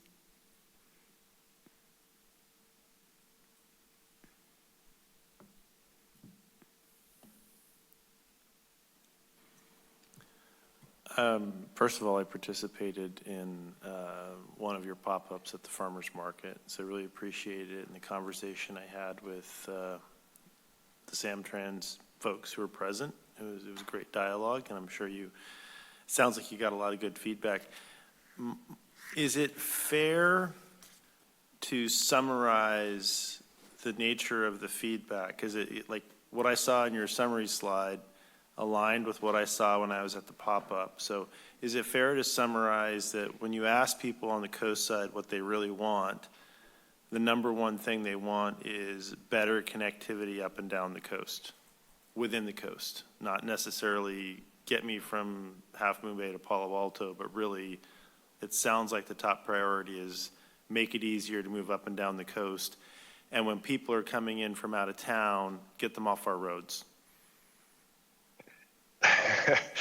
Definitely, we heard about the frustrations with traffic on special event days and weekend days. I would just highlight that a recurring theme was getting to and from things like medical appointments or destinations outside the coast side, especially for people who don't drive again, or folks who are older or too young to drive. So I wouldn't want that to get lost. And the only other caveat I would add is that I think when we looked at some of the data early in the project to see where folks were commuting to and from, there were more folks than I think our team expected based on kind of anecdotal, observations or what we had heard coming from pretty wide across the region, or who have perhaps weekly, if not daily, needs to come in and out. So yeah, I think you summed it up well, but I would just add that, there was some really interesting feedback we heard from folks to remember that, people have a range of needs, and that there were some recurring travel needs to connect outside of the coast side. Is it appropriate, in your opinion, to maybe separate that group that you mentioned, specifically senior folks? Are those people who need fixed service, or do they need more flexible service over the coast, like the shuttle program? Yeah, I think that's a great question. And we, I'm happy to I'm happy to reflect, although I do want to be clear that wasn't something we sort of drilled into for this plan. We definitely we were kind of at a higher 30,000 foot level. I think the right service to meet those kinds of trips is something Samtrans is still figuring out. I think on one hand, fixed service has an appeal, especially for people who are less confident using transit or less experienced. A fixed bus stop, they know where to go, they can read information there. There's a sense of predictability that can make it easier to navigate. And on the other hand, some of the more flexible services, such as some of the paratransit services or the new Ride Plus, which is more point to point, it can make a great use case for meeting more kinds of trips more flexibly for more people. But we heard a lot about people who, weren't comfortable with the technology, or,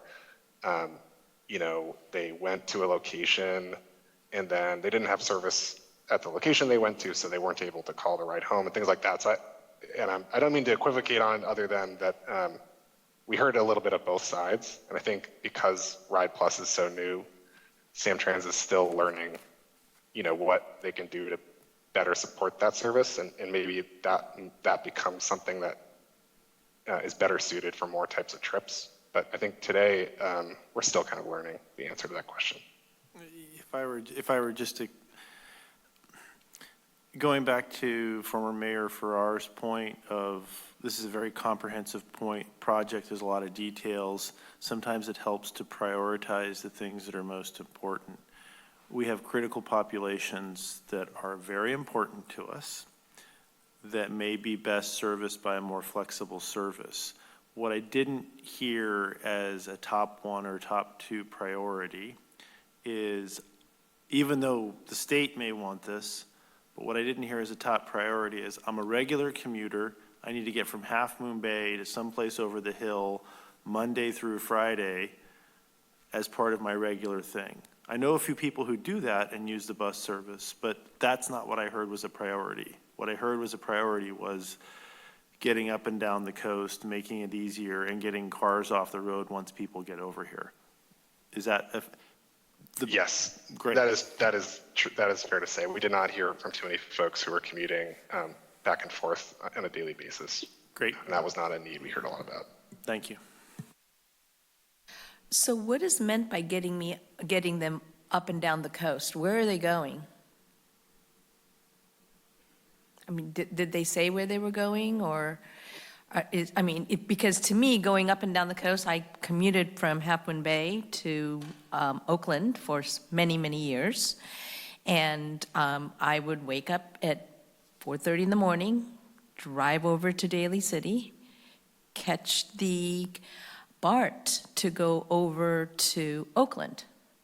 And for me, that is traveling up and down the coast. So I'm wondering where people are going, because I had a destination to get to. The other question I have is, are people trying to travel down the coast to go to Pacifica? Are they traveling down the coast to go to the harbor? Are they trying to go to Pescadero? I don't quite understand that traveling up and down the coast. But to me, when I travel up and down the coast, it's to get to a certain point, and I commuted every day. So I needed that flexibility. It would have been great to get onto a shuttle to take me to either the Millbury station or to the Daly City station. So that's one thing I was wondering if we can clarify and maybe look into that in the future. The other thing is these medical appointments, especially for seniors. A lot of them go over the hill. It does need to be flexible. I know that some of the Medicare programs provide the scan program, that they do provide a service. If you've got to book, I think, 24 hours ahead. I don't know if that's available on the coast. And I don't know if there's something that, can be augmented, because it can take these medical appointments, many hours. They have to schedule, over 3 hours. Sometimes they pick up many other customers along the way. And so it would be helpful for the seniors to have a more flexible and a better solution for them to get to the medical appointments other than just the Medicare scan program. I know in some areas they also have the public transit, which is I know in other parts of the state they call it the Access program, where you can call up the counties or the cities, in that case, these are larger cities, a ride share. And the seniors have access to that, or the folks that, actually anybody can have access to that, but I think it's geared towards the seniors. And I'm more hoping that the seniors can get more flexibility to travel, even if it's up and down the coast, if they want to go to Pillar Point, if they want to go down to Pescadero, have a bite to eat, come back. I think that's important. And I don't know if, the microtransit actually takes them to do that, or takes them to the medical appointments, above, over the hill. But I know some programs in other parts of the state and other counties have the access to these shuttles that take them across the county. And I specifically am thinking of LA County, which is vast. They can travel anywhere in LA County as long as they call and use the access system. How about airport shuttles? I used to travel consistently, almost monthly, sometimes every week to the airport, and I used to have to catch a cab because I didn't want to park my car, so, or I had to, get my transportation to the airports. I'm wondering if there's airport shuttles. It could be airport shuttles that go cross-county to, to San Jose. It could be to the SFO, so that's one thing. And then the other thing I have is, how does this TDM integrate with what perhaps, and I know you mentioned you didn't want to talk about specific projects, but I know some projects that we have come up talk about TDMs. So how does this dovetail into those? How does this help them? And, how do they connect to each other? Can those projects use this TDM? Can this TDM, be available to them so that they can, eliminate their need for a TDM, a separate TDM? I don't know, I'm just asking the question. So, and then you mentioned something about housing providers in the presentation, and I didn't quite understand what that meant. Does the housing providers have to have a TDM, or are they going to be dependent on this TDM? So, thank you. Yeah, absolutely. A few responses, although I will say I'm not sure on that last question. I'm trying to think of when the reference to housing providers was, and Maz, maybe you can recall, although it was a standard bullet clues. in the beginning of the presentation. Okay, let's see. We could take a look back if necessary. But for some of the other points, yes, we heard that the answer to your first question of where are folks going is everywhere. I think we heard so many different stories from folks that they're going up to Pacifica, they're going to Pescadero, they're going all over the place within the coast side for work, to visit family, for events, or just as part of their day-to-day shopping or weekly shopping. So we heard a really wide range of trips, trip purposes and destinations. So I think that highlights, I guess, our earlier conversation about the need for some solutions that are flexible. And I will note that this is again, the history of TDM and a TDM approach comes from more of a regular commute context. So I think what we've tried to do in this plan is think about what would solutions look like rather than looking to examples where people are doing a 9 to 5 down a busy, commercial corridor. What would it look like on the coast side? Well, how can we adapt some of those strategies better based on what we're hearing? And there are challenges with that. When trips are spread out, right, you need more flexible services. It's a little bit harder to consolidate and invest more in one area because people have needs all over the place. So that was a challenge. And again, I think we tried to think carefully about what we were hearing and what solutions might work. For some of the, great feedback about the existing options for medical appointments and some of the existing programs. I think that really speaks to what we heard, which was that maybe one of the potentially the kind of lowest hanging fruit in the plan, I think, is just expanding education and marketing and information about existing services. So people like Samtrans or others have been investing in options, but there's just a lot of folks who don't know about them, either because they haven't heard about them or they maybe the information that is available is not available to them. Maybe it's online and they don't go online. Maybe it's not available in a language they speak. So thinking about programs that can help address those barriers is a way to just get more out of some of the services that are already available and help people navigate them and feel confident using them.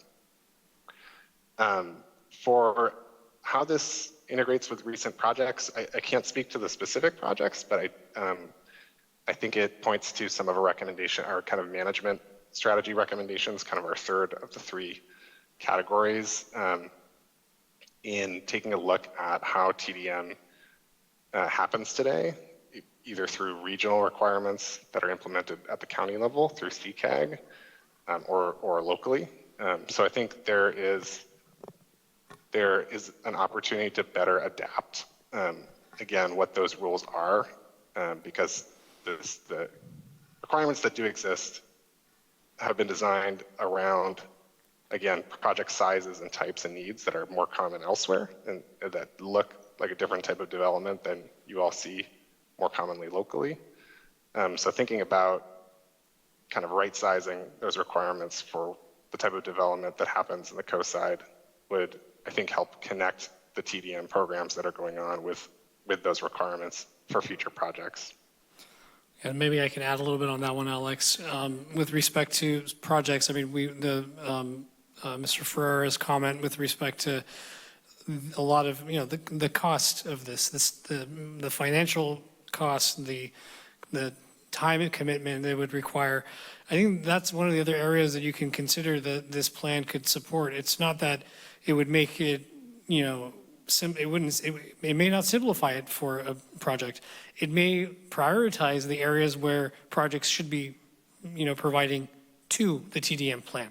So it's not really that it's going to go and turn into something. It may not be that way. It may be the other way, where now we have these priorities listed in this plan, and instead of going to CCAG and doing the regional TDM checklist, you're going to be required now to do a localized TDM checklist, and we might be able to come up with priorities based off of that, and use those key strategies to implement and create a solution that we can actually see the benefits of in our unique community. So that's where I would say that there is this opportunity where these strategies could actually identify where the gaps are, and then maybe these developments will come in and provide that gap support.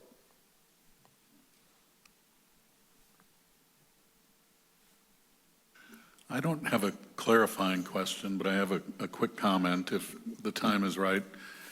Alex, regarding shuttle services, I'm sure you know that a few years ago we had a pilot program here on the coast shuttling in small buses between downtown Half Moon Bay and a few of the beaches. And my impression is that the usage of it was extremely low. So I would urge you to learn the lessons of that before you go too much further on the shuttle 2.0 ideas.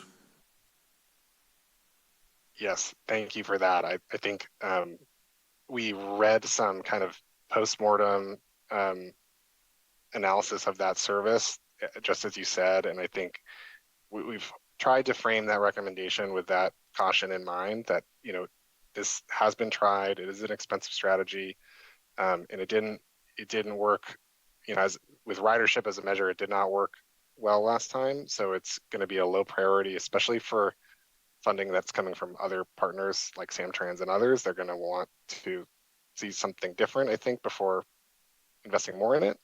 So I think to that very point, we want to treat it as something we keep on our eye out in the long term. Is there something that changes the equation? And in the meantime, are we sort of monitoring and gathering additional input from the community about maybe where that kind of shuttle would go or what it could look like. So I really appreciate that comment and feedback. I have another question. As far as the colleges in the area, like San Mateo, Cañada, and Skyline, were there any requests for service to those areas, and if there's any partnerships with those, with those colleges that can help, students get to those three, adjacent colleges in our area? I don't know if that came up at all. Yeah, thank you. And a related question, Yeah. do we coordinate bus service with schedules for the start times for classes at those community colleges? There's a lot of kids who go to CSM from Half Moon Bay. Yeah. Yes, I think that's a great question, great comment. We started to hear about that kind of as our work wrapped up, and I definitely think there's opportunity there, and I think we kind of fine-tuned our school access to be broad enough to speak to issues beyond just elementary school, high school, and to think about college students. I think many of the same ideas apply or could be implemented for different ages. And definitely partnerships there are going to be key for getting the details right, as you mentioned about timing, class sizes, and things like that. I think coordination is step one for that, and really partnering with those folks to understand the needs and opportunities.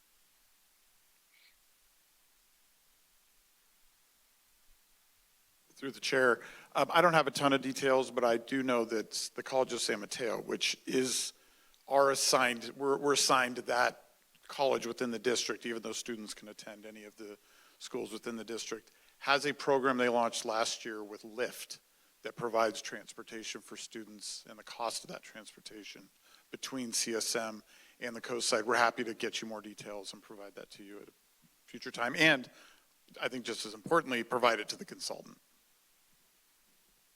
Thank you very much. Thank you.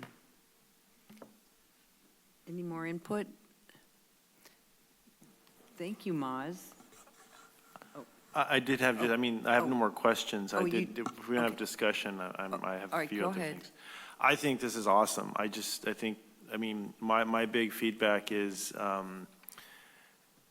I sat for several hours in one of those sessions, and I think that what I heard from members of the community and what I hear from lots of people is, on the weekends, I want it to be easy to get up and down. And so having a program that makes it easy for kids to hop on a bus and go to soccer practice, so I don't have to schlep them down, you know, that would be great. The kids can do it themselves, and if you can make it fun, that would be great.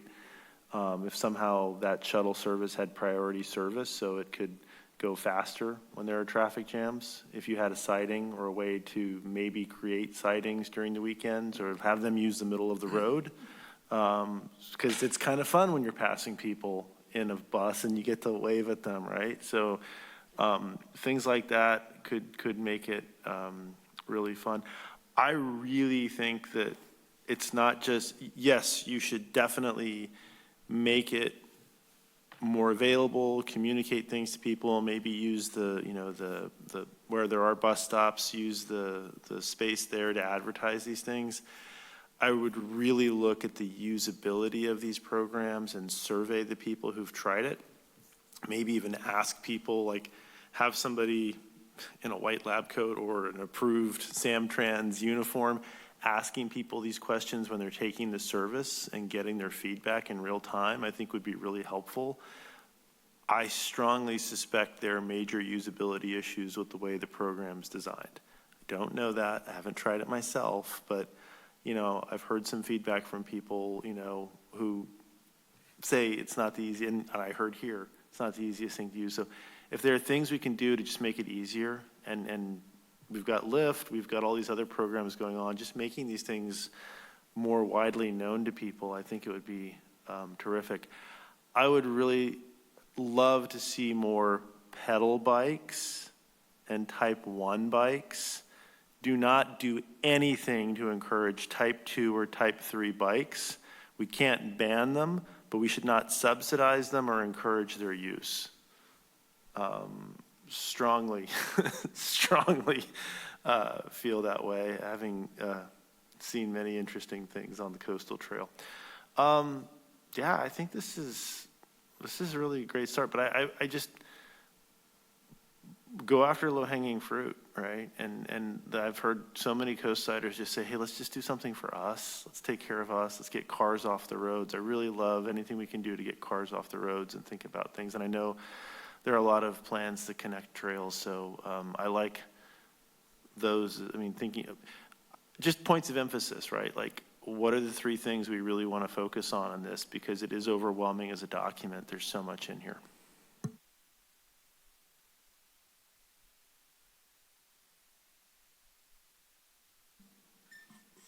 Thank you, Great, Maz. thank you. And thank you, Alex. Nice meeting Yes, you. thanks to everyone. Great to meet you. Great to be here. Yeah, thank you, Alex. Appreciate it, and thank you for the time. Okay. And our next item is item 1B. It's a coastal development permit and use permit to allow the replacement of an existing utility pole with a taller utility pole that includes a 5G small cell wireless telecommunication facilities. And Scott will give us a presentation. Thank you, Chair Gossett and members of the Planning Commission. I'm Scott Phillips, and hope you all had a nice Veterans Day yesterday.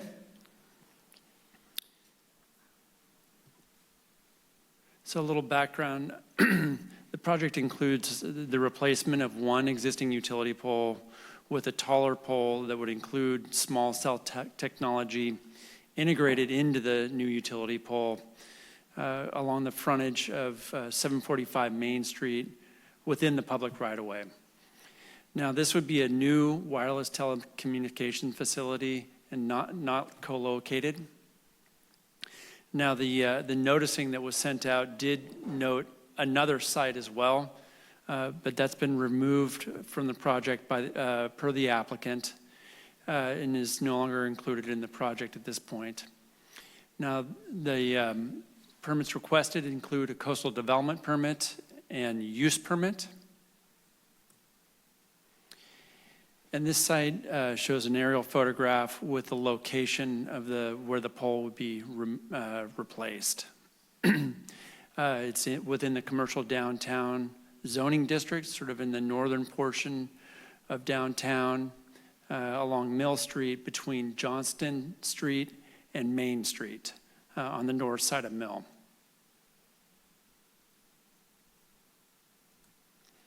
Now that here's the site plan that was included in the plan set showing the existing and proposed pole within the right-of-way on the north side of Mill.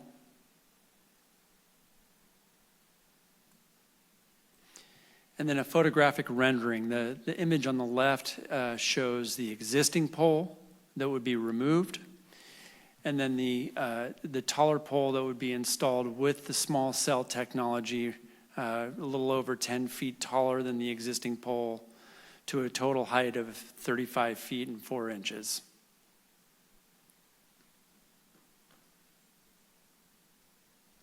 And then another photographic rendering, just from a different angle, get a sense of the the size of the small cell antennas that would be installed on the side of the new pole.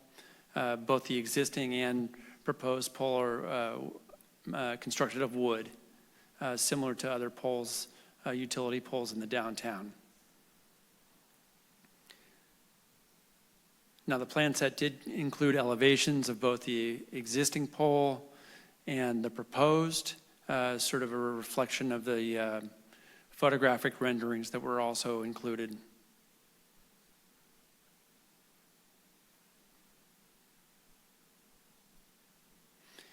Now, getting into the analysis, there are federal regulations that are associated, sort of regulating wireless telecommunication facilities. And the Federal Communications Commission updated the Telecommunications Act in 2018 to include regulations specific to small cell technology. And many cities have done ordinance updates to sort of integrate the FCC regulations into their code. And a couple of things that, there are specifics on radio frequency compliance, which that was an RF study was included with the submittal showing compliance with the FCC regulations. The Telecommunications Act also regulates the height and bulk of small cell technology, which this proposal is in compliance with. And now, more recently, the FCC did come out with a document referred to as the Accelerated Wireless and Wireline Broadband Deployment by Removing Barriers to Infrastructure Investment. And essentially, this document limits what cities can regulate as far as small cell technology. And it also sets what's known as a shot clock for a limited time that the city can take to review small cell proposals. Now, with co-located, the set shot clock is 60 days. This proposal includes a new facility, so the shot clock is at 90 days which from the time of submittal will expire tomorrow. So we're just under the wire to get this in front of the Planning Commission. So we're doing our best to prioritize this for our applicant. So we're happy about that. We're in compliance with federal regulations. Now, you probably noticed in the resolution that we referenced several land use plan policies also. On this slide, I grabbed two of the key ones. The 9-39 that references telecommunications facilities, specifically small cell technologies called out. And kind of the gist of it is that we want to make sure that it's new facilities aren't eyesores and they blend in with the surroundings. And in this case, they're replacing an existing wooden pole with another wooden pole, and the antennas mounted to the pole would be painted brown to sort of blend in with the, not only the existing pole, but sort of the what you're used to seeing in the downtown as far as utility poles.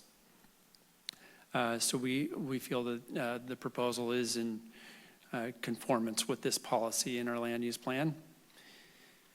And then also 2-32 really jumps out at us that certain, I work in downtown on a daily basis, and, cell coverage can be hit or miss at times. So the idea is that, providing this, the new wireless telecommunications facility will provide to business owners as well as visitors within the downtown and provide better cell service.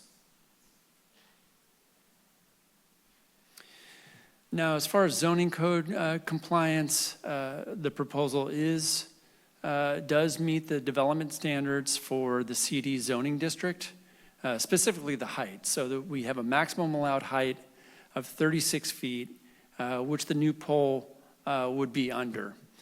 So we're happy about that. Now, new wireless telecommunications facilities, Chapter 1822 does call out a use permit requirement for new facilities. And so that's the primary reason why a use permit is being requested. And we feel that we can make the findings identified for new wireless telecommunication facilities. One of the findings being that you have to meet the development standards for the the underlying zoning district, as well as some other aesthetics, which the proposal does meet. Now, in summary, we've gone over the federal regulations, land use plan policies, zoning. The project is categorically exempt from CEQA, and the required noticing has taken place, including posting the site twice, once when the application was initially submitted, an additional time with the photo renderings, advertising the meeting tonight. We also sent out notices to all the neighbors within 300 feet and published a legal notice in the San Mateo Daily Journal. And I haven't been contacted by anybody. No letters, no emails, no stopping by City Hall just for clarifying questions. So I kind of see that as a good sign. With that, we are recommending approval. And just to update on meeting format, we do also have the applicant logged in this evening, Neil Geisler from Modus, representing AT&T. And Neil and I are happy to answer any questions after taking public comment. Thank you, Scott. And at this point, I will open public comment.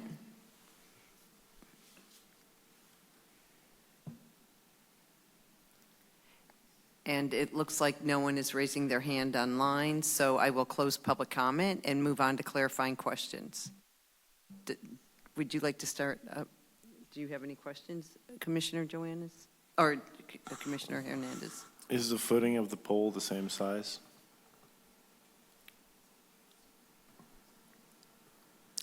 Roughly, I think the base is slightly larger. Is it possible to push it closer to the curb so you're obstructing less of the sidewalk? I noticed that that pole is in alignment with the other signs on the street, so I'd hate to have it creep further inward. I'm not asking, is it possible to make sure that we're not further obstructing the sidewalk than what the current pole already does? Yes, we can certainly look into that, and, what I might do is refer to Neil, should be logged in, And just to make sure that that's not a problem, so. And the second follow-up, I just want to make sure we're not creeping too far into the side. When we're done, we don't want the pole to be in the middle of the sidewalk, I think is the objective. And the second thing is, can we make the top of it look like a tree or a brush? I mean, it's now a 40-foot pole. It looks kind of ugly to begin with. Is there anything we can do to ameliorate it? Yeah, I think I'd probably defer to Neil on that to see if that's a possibility. But in getting back to your first point, access will need to be maintained to, meet to ADA, so.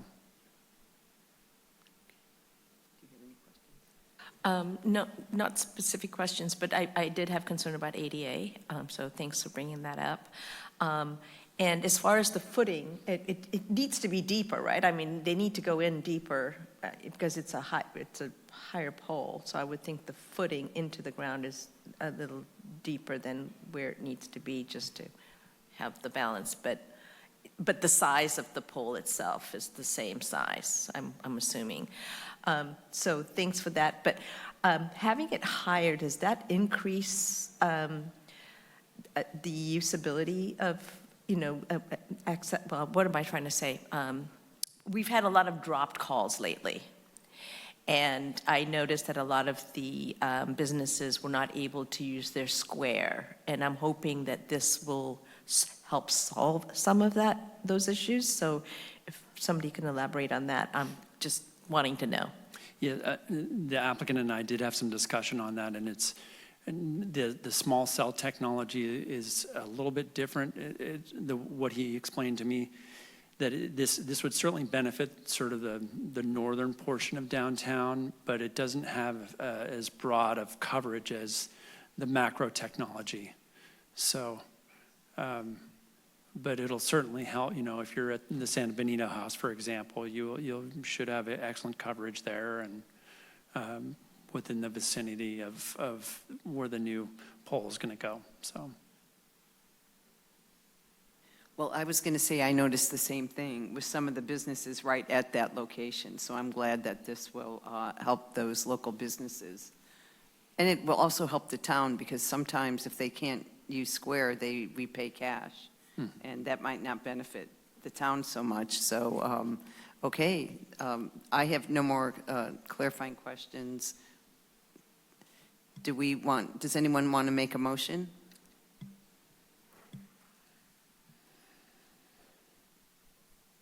I make a motion to approve the item before us. I second. All in favor? Aye. Yes. Okay. Thank you. And our next item will be the director's report. Thank you, Chair Gossett, members of the commission, Steve McHarris, Community Development Director. And for the director's report, you noticed that we attached on your agenda some correspondence from HCD, which is the California Department of Housing and Community Development. And I'm just going to be referring to two attachments, which are two letters from HCD for the public's reference, which are attached in the packet.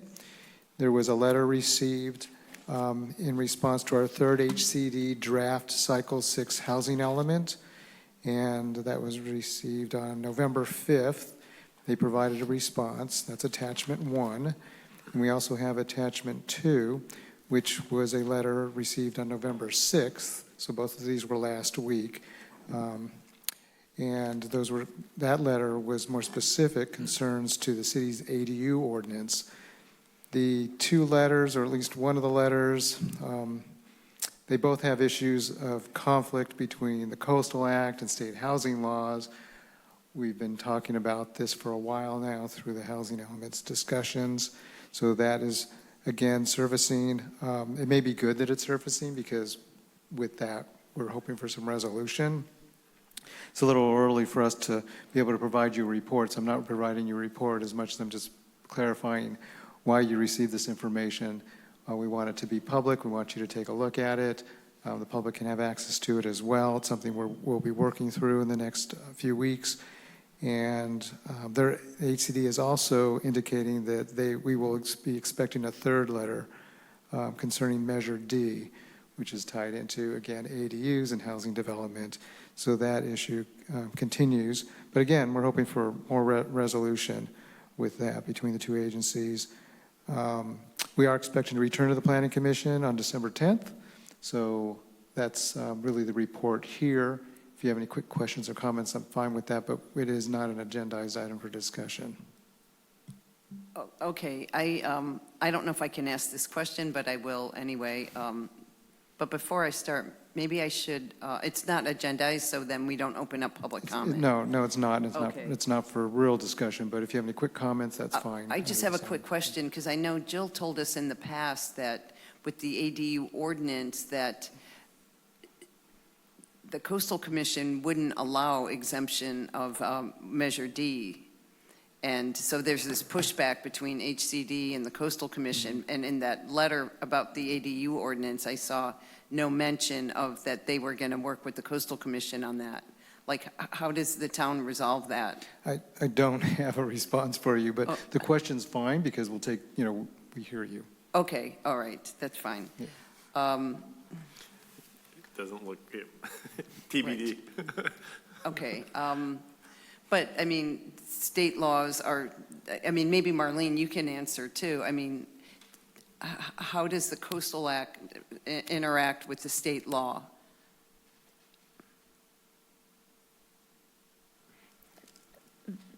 It's a great question and a really important question. And I think the letters indicate that we'll be receiving, or the city will be receiving more information from each CD, and I believe maybe more input from the Coastal Commission. Okay. But there are attempts to harmonize the laws. Right, but, because we have coastal resources we have to protect, and so I understand. Okay, I don't know if I have any, does anyone else have any comments or questions? Well, I have one.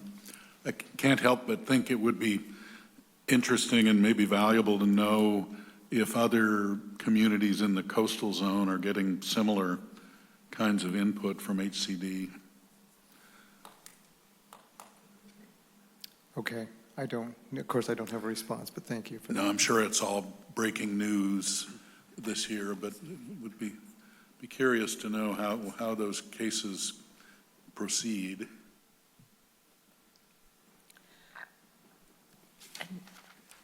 Okay, is that it for? One more question. Okay. Do you know many towns in the Bay Area have approved housing element? I don't know offhand. I know that is published. It's fairly easy to find online. Okay. I just don't have it right at the moment. Okay. Thank you. Sure. And one other question. I know, and I'm not talking only about, I'm not asking only in relation to coastal communities, about private communities, right? So Ocean Colony, the HCD calls out the ADUs and garages. These are private areas with, private streets, private drainage, a lot of private ownership there. When you do come back to us, if you could give us a little background on, does HCD have authority to, discuss the issues related to the private gated communities? That was curious to me. Yes, appreciate that comment. Thank you. Okay, is there anything else on this item? I just have one other. Go ahead. No, Yeah, go it's ahead. just upcoming items. So I think the next, it looks like at the November 26th Planning Commission meeting, we at least have the State Parks Culvert, the Pullman Water Course item that likely is coming to you. We might have the Half Moon Bay Landfill Bluff revetment wall CDP follow-up. If not that meeting, likely the following meeting from there, along with the items we had earlier today. That will be coming back to you with the objective design standards. Thank you. Do we have any commissioner communications? I just had a question about, there were some studies, two things. One is what we're going to have include the study that was done of the landfill and where we're at with the landfill. And two, where are we at with studies on the Ritz-Carlton project and where that's at from an erosion perspective? Okay, number one, I've been told the county is to come back, and I don't have any other information for you, but that is, we are still working with the county on that. Number two. Could we get a time frame from the county at some point? Yeah, I would like to, because I know you keep asking, and I have not, and I've been asking as well, so I can tell you that the response has been, we haven't had a response, but it's to be coming back. They are to be coming back. They know that. Number two, that's a new one for me, so I can definitely look for that as well for you. Thanks. Speaking of landfill, there was the issue that Commissioner Ruddick has brought up about, the gaping, I'm calling it a hole now because it's getting deeper and deeper in that landfill area off of Railroad into not Pillar Cedar Street, the Seymour Ditch. I was wondering if the county has any information that they wanted to, we had asked for information as to when that would be repaired, I guess, or what the county's planning to do in that area. So I don't know if you're still waiting for a response. I think, is that the same, I have to ask, is that the same issue? I think that's the same thing as the revetment wall that. It's No, two different they're things. different. Two They're different different. things. Yeah. Well, I wish that Maz were here because I don't believe, I may be wrong about this, I don't believe we ever requested the county to take any follow-up on that, which was, if I understood Maz correctly, was caused by the city's emergency removal of those eucalyptus trees that had blown over in the storms in the Seymour Ditch. Right, and it's just that it's rutting even more. I'm wondering if something needs to be done, because you can see the debris, the trash that was from the 60s that's popping up. It's now, because it's not a subtitle D. Okay, that was what you brought up at a previous meeting where trash was, so I thought it was on the landfill. I did take a look at that, but now I've learned later that it was actually on the other side, or now you're saying it's actually in the water course? It's still in the footprint of the landfill.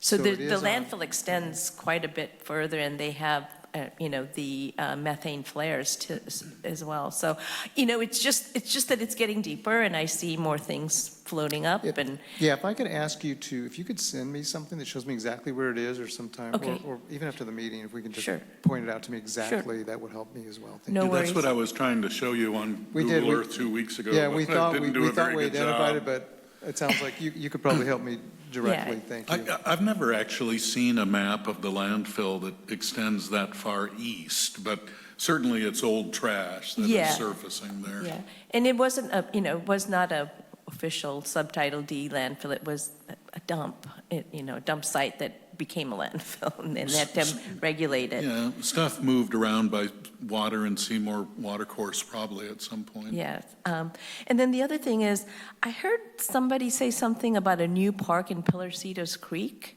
It's not a Carter Park, right? It's not a playground in Carter Park. Does Carter Park have a playground?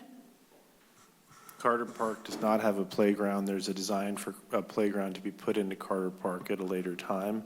There's also, as part of the last project we had before us for 880 Stone Pine, there's a plan as a condition of the acquisition of the land that calls for a trail to be added along Pillar Cedars Creek. And we did not, that was not included in our project last week, but we were told that that is something that will be put in the future. And so that would connect with Carter Park. Okay, so that would be a county That would proposal? be, I think that's between the city and the county to sort all Okay, that out. perfect, thank you. Maybe that's what that meant. Okay, thank you. But there is a plan at some point to put a children's play area on Carter Park. That was the original plan we saw when it came before us, but there's no funding for it. Thanks. If anybody has a checkbook and they would like to donate, I know some people on Friends and Parks and Rec. And I wanted to ask just one question. Is there a point where there'll be an agenda item where we discuss a major transit stop in Half Moon Bay? I'm aware that the city manager is working at the council level on that topic, okay. and most likely that would be something early next year. Okay. Thank you. Does anyone want to make a motion to adjourn? I move we adjourn. Second. All in favor? Aye. Yes. Aye. Aye. Good night.